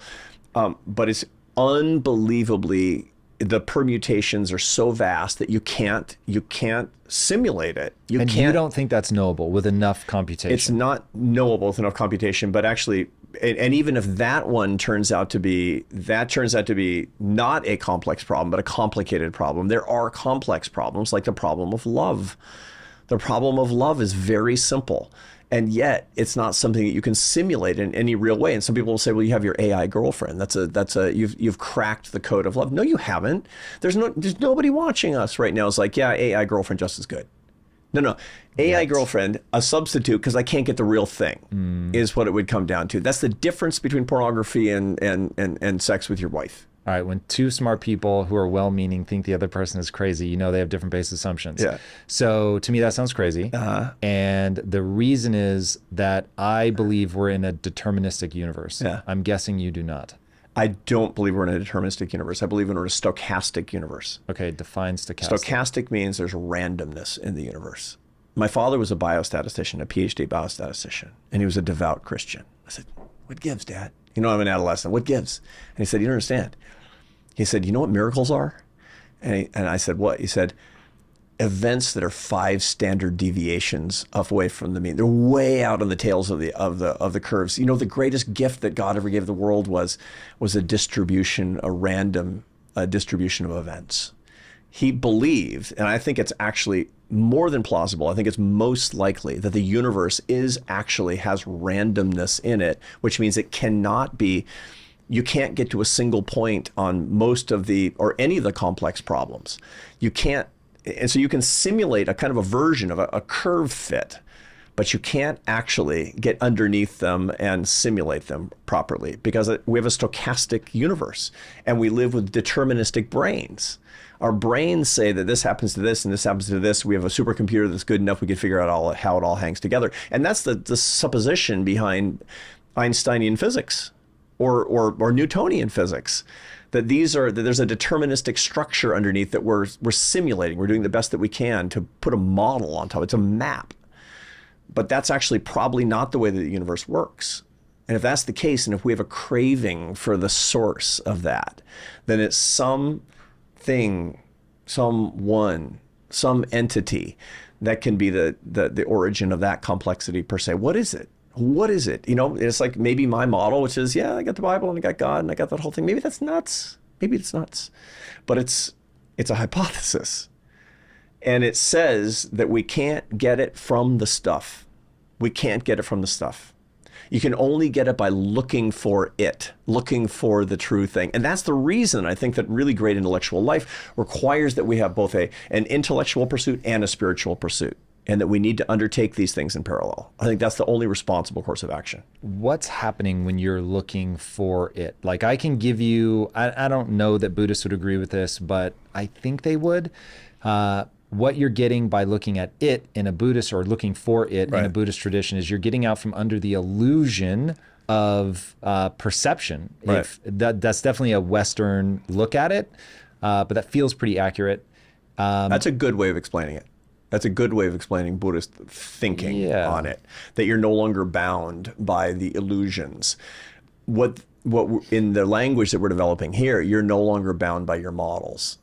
You're actually able to see the road as opposed to staring at the map all the time. It's like, when we're looking at we got our devices and we're looking at the GPS. If you just stare at the GPS, you're going to crash in your car. You're actually driving on a road in real physical life, but you're more and more and more divorced from that when you're stuck with the models. And those are the illusions that they would say that you're trying to free yourself from by actually imbibing some of the oxygen in real life around you. Okay, so if that's the Buddhist take on it, what is the Catholic take on it? The Catholic take on it is very similar, which is that there is underlying reality, but that underlying reality is not always apparent, and for all sorts of reasons. And that the underlying reality is made by God, and it is the realm of God, and that we just don't have the capacity or the preparation to be able to experience. Now, Plato talked about this. He was pre-Christian. Plato talked about this, about his analogy of the shadows on the cave wall. Mm-hmm. The closest that we can get to actually seeing what's going on is the shadows of what's going on behind the fire in the cave wall. A lot of the German philosophers from the 17th and 18th centuries and 19th centuries would talk about this too. So the Schopenhauer, for example, Arthur Schopenhauer is obviously one of the greatest early 19th century, mid 19th century philosophers would talk about Wille, which was, the sense of will, that the reality exists, but we can't see it because we're just not competent, and we're trying to put one foot in front of another. And so we create an edifice that allows us to live, but we can't actually see the reality, that the complex reality is happening behind it all the time. What do you think these guys were struggling with? And maybe from your perspective, the obvious answer is just God, but I don't know if it's just God. I mean, that's a word for it. They were struggling for something. They had a craving. Because here is the modern take on that. You're in a simulation. Right. Now, some people believe you're in a literal computer simulation, and other people like me, I don't necessarily have evidence that you're in an actual computer simulation, but I do have evidence that your brain is simulating reality as a way so that you can grapple with it. Because instead of seeing blue, if you just saw the number of photons in a given wavelength that are reflecting off that surface and into your eye, it's so complicated. Mm-hmm. So your brain is just taking this incredibly complex universe, which, by the way, for people that don't know, the human, our ability to perceive the actual electromagnetic spectrum is 0.0035%. Yeah. So you're like way less than 0.5%. And tons of dimensionality doesn't exist. Yeah, there's exactly. tons of things we can't see. So we've taken this gigantically we know there are complex things thing. we can't see. Yeah, for sure. Yeah. And we boil it down into something that is just an absolute sliver of the reality. So, okay, in a modern context, I get it. But like, what were they coming up against in whatever 2,000 years ago when Plato's describing the shadows on the cave wall? What is he grappling with? Like, it's as far as I can tell, he's getting underneath, like realizing, oh, my perceptions do not equate to reality. And once you accept that, like, everything begins to unwind. Well, it doesn't begin to unwind. It begins to free you to this understanding that you begin to see its illusions. You begin to see that you are living in a world of illusion. Now, how is this that we can militate against that by saying it's all in a simulation, and part of the simulation is that we're simulated. The simulation creates the illusion that there is something bigger, even though there isn't. But that's just explaining something away. So in a philosophical basis, the way I talk about this with my students, I say, okay, we got three choices. 3 doors to go through, Monty. This is for, for those of our, that's the Monty Hall game in economics, is based on Let's Make a Deal, this old game show that was on when I was a kid, right? And you get the contestants would have to choose one of these 3 doors, and then the door would open up and it would turn out you either got a car, or you got a living room set, or you got a goat, or something like that. So there's basically 3 choices about how you're going to see the existence of an underlying reality that you can or cannot perceive, and you can or cannot get closer to and make progress toward. It has to do with the 2 concepts of essence and existence. We all believe that we exist. I mean, you can relax that by saying it's a simulation. We don't actually exist. I don't know, but let's leave that for a moment. And let's just say that we all agree that there's existence. What we don't agree on is the nature of essence. Essence is meaning. So I'm alive and my life has meaning. Okay, now the traditional philosophical understanding, the Platonic understanding of this, the ancient Greek understanding of this, the Christian, Jewish, Hindu, Muslim, for sure, understanding of this is that essence precedes existence. Let's think about that for a second. The meaning of your life existed before you were born. Your job is to live up to that meaning, to find that meaning and live up to that meaning. It existed. It's a cosmic thing. That's what comes from the cosmic oneness. The modern existentialist view, modern philosophy, a lot of it would say that that existence precedes essence. You're born without any meaning. You have to invent meaning the best you can. Good luck. That's Sartre. Like, go sit in a French cafe and smoke filterless cigarettes and feel depressed. As existence precedes essence. Now, the middle way, the most depressing way, is the Nietzschean way, which is the nihilistic way that says existence exists and essence doesn't. There is no meaning. The only responsible course of action in a life is to give up on essence. There is no meaning. Stop looking for God. Stop looking for enlightenment. Stop looking for all of it. That Would craving he have that said you you couldn't apply meaning? He said there is no meaning. There is no meaning. Life has no meaning. So you can't apply, because the first one is there is no meaning, but you can apply meaning. The first one is that there is meaning. You need to find it and live up to it. I see. So the second is that there is no meaning until you create it.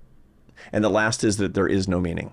Got it. And you can keep looking for it and you can keep trying to create it, but that's childish. Let it go. Let it go. That's nihilism. That's why we call, somebody who's nihilistic somebody who believes that there is no meaning and nothing matters. That's the reason we call it that in the popular vernacular. So these are the 3 choices that we have to walk through. For most of all of existence of humanity, it's been door number 1, which is that there is essence. And then we experience existence. And the whole point of life is to figure out and pursue essence in a responsible and in a way that's generative and meaningful. And that's what we're trying to do. That's what I think is most compelling. I think that's the most compelling view. I don't know the truth. And by the way, when I've talked to Sam Harris about this, he agrees with me that there's things that we don't see, that there is essence that we can only barely perceive. And all of the things that I talk about, from Catholicism to the stochastic nature of the statistical set of circumstances in which we find ourselves, from the science to the religion, is my understanding, my best understanding, my fumbling around in the dark and looking at shadows on the cave wall for what I'm trying to do to find the essence that will give meaning to my existence. That's the point of my life. It's very interesting. So it goes back to what are we grappling with here? So I'm going to define my version of what I think the God-shaped hole is. Yeah. And I'm going to put it in the context of the language we've been using here. So, because I come at everything from an evolutionary lens. Right. And I'm very much of the It's a good lens, by the way. Thank you. It really helps you understand a lot. It has been very helpful. Evolutionary psychology is just the best. It's bizarrely controversial, which I will never understand, but nonetheless, it has been extremely useful in my life. So I come at it from that. So I'm like, okay, if we do have this hole and it is a yearning, and that yearning is evidence that there is something, what is the nature of the yearning and what is the thing that I'm yearning for? Right. And again, using the language of this conversation, I have a feeling that humans have a a very intrinsic, evolutionarily derived desire to kneel before something. And now the question becomes, okay, if you have this push to kneel before something, why? What is the evolutionary advantage to those that kneel before the thing? And the best answer that I can come up with is that you need to get out of the me self and you need to get into the I self, and you need to create that distance. And by kneeling before something, by making something bigger than you, now one, you are in the habit of living your life in service of something beyond yourself. Right. I don't think, this is definitely just ignorance, so you will help me here. I don't think that any of the world's lasting religions would compel you to serve anything other than, this will be interesting. I actually don't know the answer to this question. I will be very shocked if you tell me that any lasting religion has asked people to serve anything other than either humanity itself or a God that loves humanity. Is there?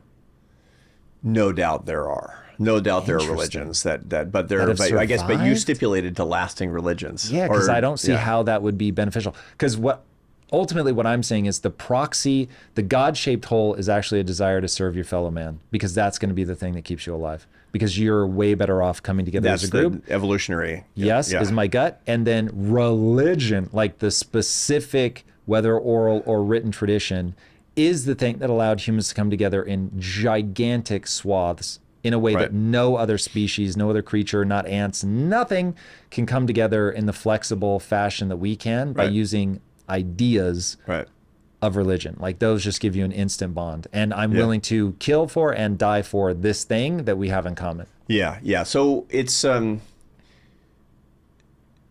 also have a huge amount of time and admiration for evolutionary psychology, but it's totally descriptive. And it's neither prescriptive nor deterministic. So I don't believe that the evolutionary psychology of the things that actually set out our impulses and imperatives, that they prescribe nor proscribe particular behavior. I think that we have choices way beyond our evolution. So let me give an example. We talked about Mother Nature. She has really two goals for you. And all of evolutionary psychology comes down to survival and gene propagation. That's what all of, the evolutionary psychologists and evolutionary biologists, they say that all that any organism exists for is to survive long enough to pass on its genes. And so it all comes down to that. But virtually everybody believes that we can short circuit that and make decisions that go beyond that.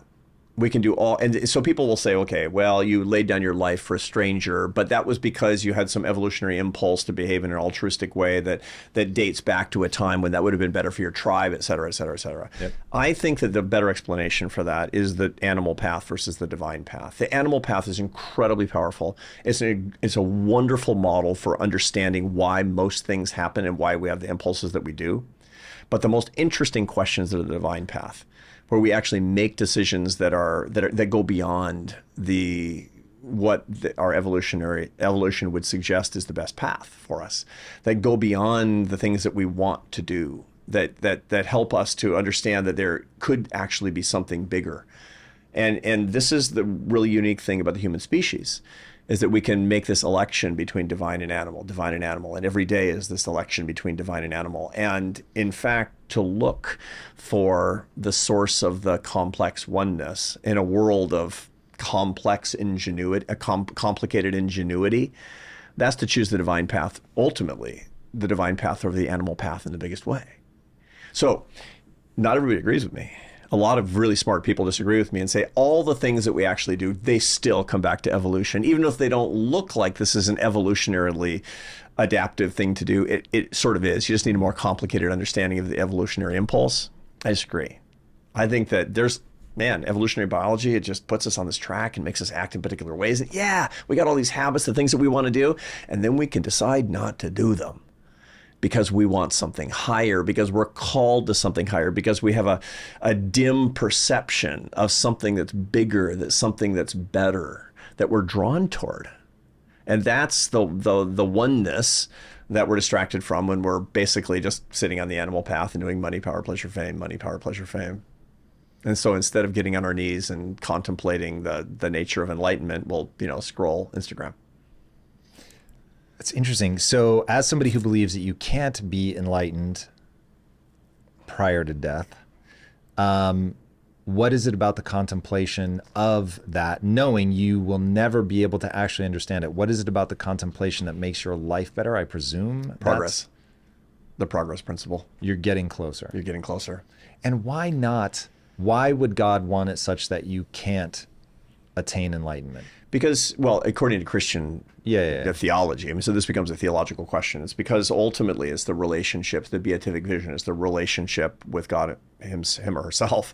And, you know, the way that the Hindus talk about this, by the way, is that the transmigration of the soul occurs as people are getting closer and closer to enlightenment, at which point the soul will be reabsorbed into the Godhead. So the idea of the soul for Hindus is that your soul, Tom's soul, is a little chip of God, comes down, enters a human being, corrupted by circumstance, etc., becomes perfected over 100 or 1,000 lifetimes, and is reabsorbed into the Godhead. And the ultimate goal of to stop samsara, the endless cycle of birth and rebirth, is to be reabsorbed into God.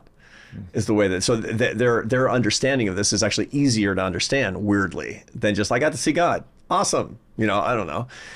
But it's all basically saying the same thing, getting closer, making progress. This is the goal in life. This is the impulse. And how do we do that? All kinds of ways that our lives are generative and help us do that. You know, as silly as, you know, doing a podcast, starting a business, all these things, they help other people. They help us understand ourselves. They make life, they lessen the burden for our brothers and sisters in particular ways. This is the reason that it's so profoundly unsatisfying for you to do something that's all me, as opposed to others. And ultimately you get the juice of these generative things, of these creative things that you're doing when it really does lighten the load and improve the lives of other people, because that's the process of getting closer, and the physical manifestations of the things that we do every day, and it gets better. And we hope, and again, this is one theory. I mean, my whole religion, I might be completely off base. I mean, I can't say because I have no data. I can only hypothesize at this point. Faith is belief without data. Is belief without evidence. It's not a set of non-testable hypotheses is what it comes down to. And it's just that the progress per se is the point of what we're trying to do on Earth. That's what certainly the Dalai Lama would say about the from life to life toward enlightenment. That's what the Hindus would say about the transmigration of the soul for the reabsorption of the Godhead. That's what Muslims and Christians would say about trying to actually go to live in heaven with God. But it's all saying the same thing fundamentally about the progress. The progress is the point of life. Yeah, I don't know why at this point in my life this has become such a fascinating question. You're right on schedule, by the way. Yeah. No, seriously, because what you throw off superstition and you look for the pure oxygen of enlightenment. And what looks like, Jesus and Santa Claus, what's the difference? You know, when you're 20, when you're 50, you're going, big difference. Yeah, it's interesting. There's something about the way that the world is moving. So my goal in life is to, in a really practical way, help people live a life of fulfillment. And I never quite know how to put words to it. Fulfillment survives grief.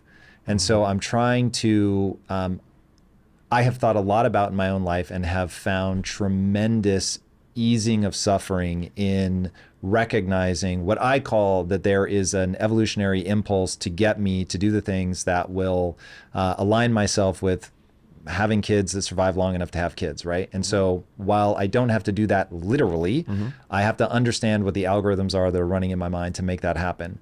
And the more I explore this space of like how one clicks into fulfillment, I do find myself grappling with it as you get under perception and you really start to say, okay, what is the bedrock here?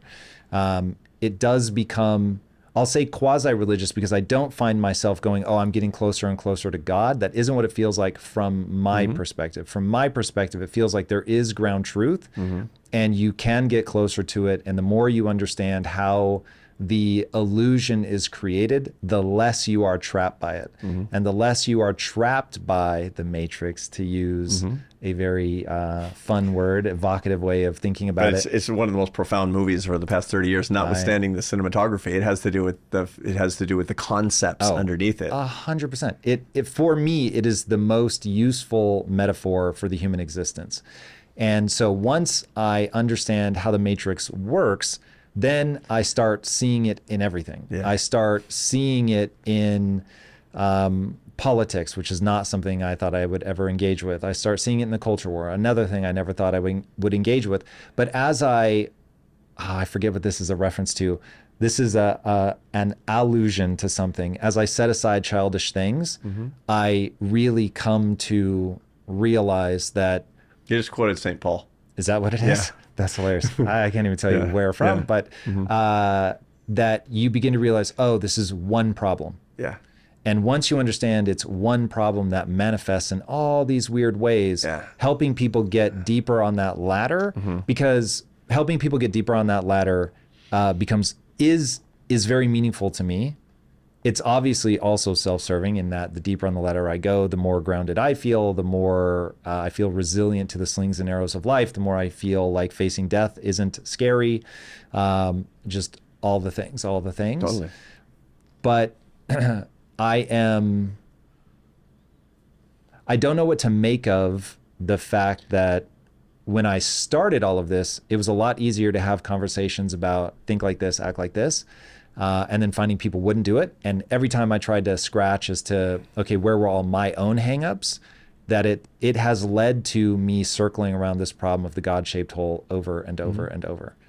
It's very fascinating. Yeah, no, it is. And this is, psychologists and sociologists have found that pattern that it tends to occur, particularly with people who live in their heads, people who are questioners, that they start asking bigger and deeper questions, and the answers that typically come to them, even with the greatest horsepower that the world can provide, doesn't give them the truth that they seek. It just doesn't give you full flavor. It doesn't give you get lots of interesting solutions. Like, I got a good morning routine. It's really good. Ice bath, workout, whatever happens. It's just not good. But it's not the thing that I'm seeking. You keep finding answers to questions that you weren't asking, and you're not finding the solutions to the questions that you really were asking that are inchoate. You don't even know quite how to put words to these questions, because the complex is so hard to apprehend that you don't even know the questions, let alone the answers. But that's what you're grappling toward. And I believe that's what humans are grappling toward. That's what Aquinas was saying, that we all want the thing, but all right, I'll take the substitute. All right, I'll take the substitute.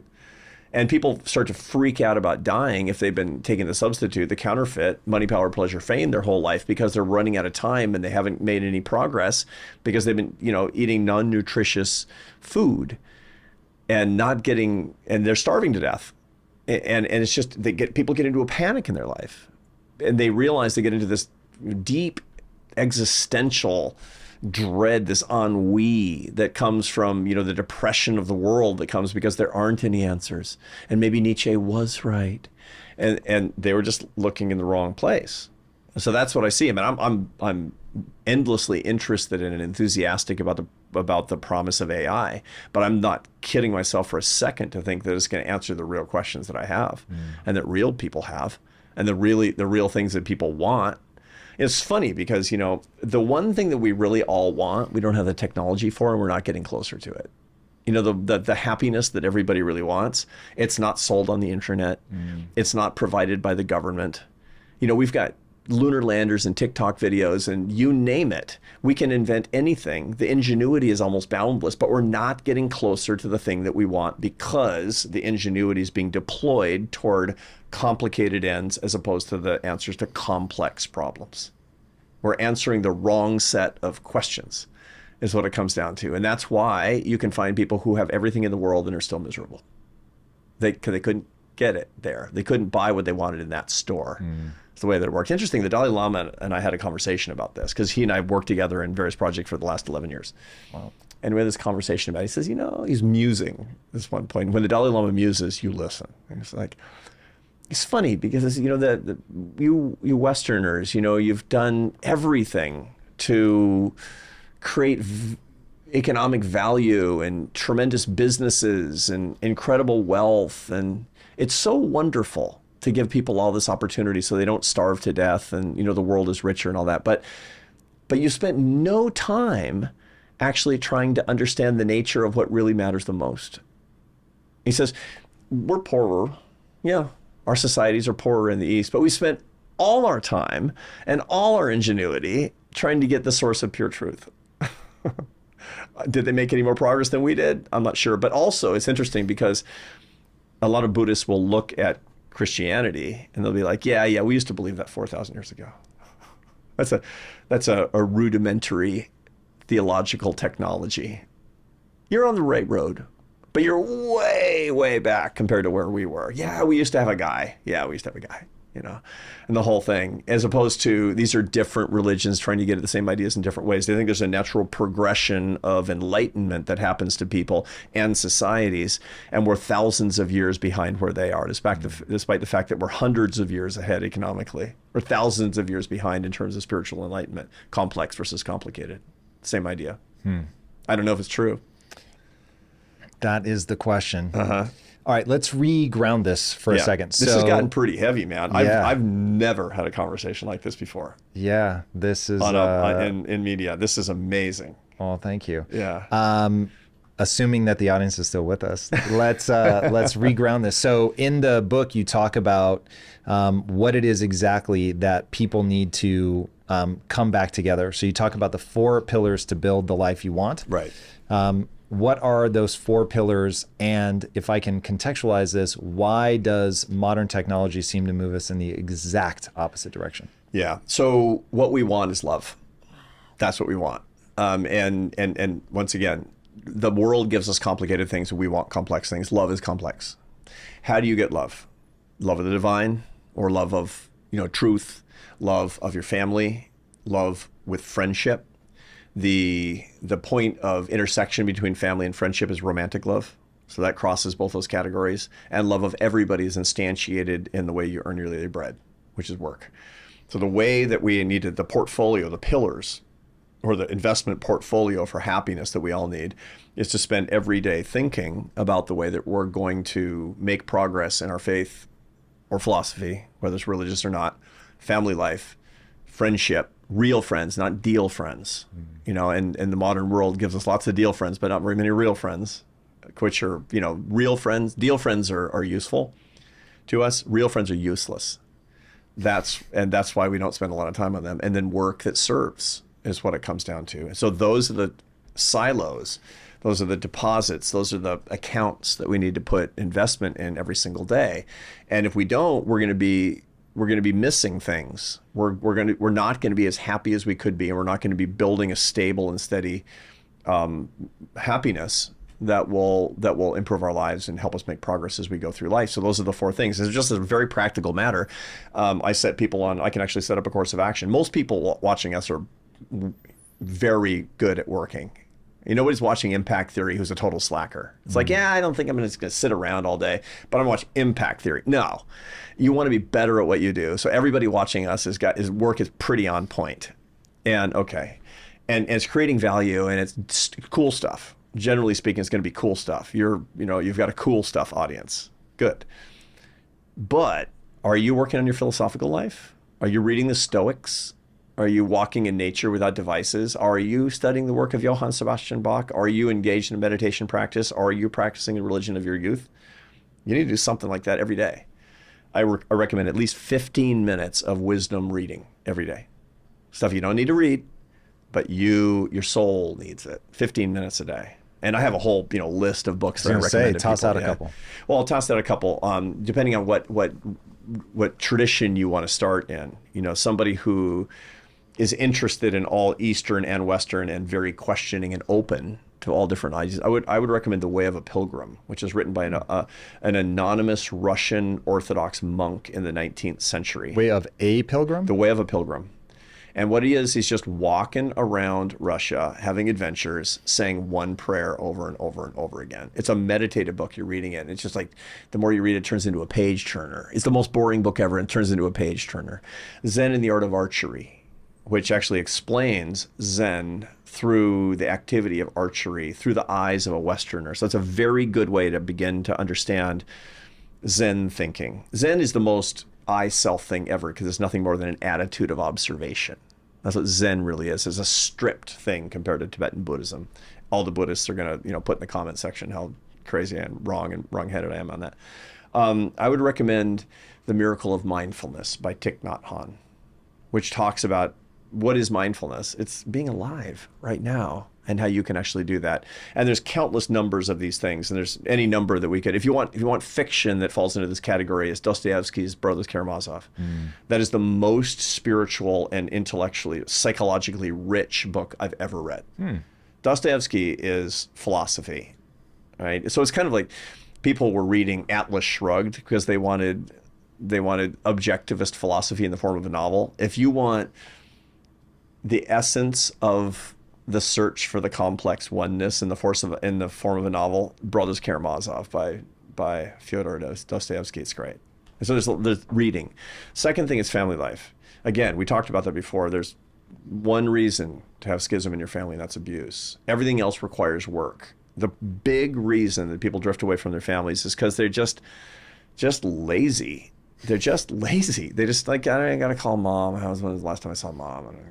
Do the work. But it takes two to tango. Like if the person is just not investing, like if you're trying to engage with your mom and oh my God. Yeah, I know. But the point is that generally speaking, it's an iterative process where you don't and she doesn't and you don't and she doesn't and you don't and she doesn't. It's got to get restarted. And doing the work, actually, though, even unilateral work, even one-sided work is incredibly enriching for your happiness. Because the part about relationships that's best is the giving, is not the getting. It's better if you're giving and getting. I get it. I mean, there's an equation, it's a dynamic situation. But even if you don't, it's better to do it than not to do it. Friendship is critically important. Real friends, not deal friends. And that means the work that you have to do is not pecuniary. I have people I work with who are real friends, but they started as real friends and we just looked for an excuse to spend more time together, and that's how they became deal friends too. But the whole point is, the people that you grew up with, often people went to college with, if they went to college. And, I have a son in the military, and his buddies in the military, they're his real friends. I mean, they've literally saved his life. And he can't lose touch with those people. I guess that's the ultimate deal, right? is saving your life. And then last but not least, making sure that your work serves others and you earn your success. And that you're working to make sure, if you're an entrepreneur or a CEO like you or me, that the people who work for you can earn their success and serve others, because they deserve to earn their success and serve others. And that's in the hands of the boss to a very large extent. That's the portfolio. And either you're doing those things every day or you're not. Either you did your reading and called mom and your best friend, or you didn't, right? And every day that you don't, you're weakening the pillars of your happiness. You're getting less competent in the serious business of building your life. Check out my intense conversation with Patrick Bet-David about masculinity. To truly be free, you have to be strong enough to control your own life. And many men today simply do not qualify. Many of you have been told the pursuit of power is disgusting, you shouldn't do it. Many of you don't even have a clear definition of what it means.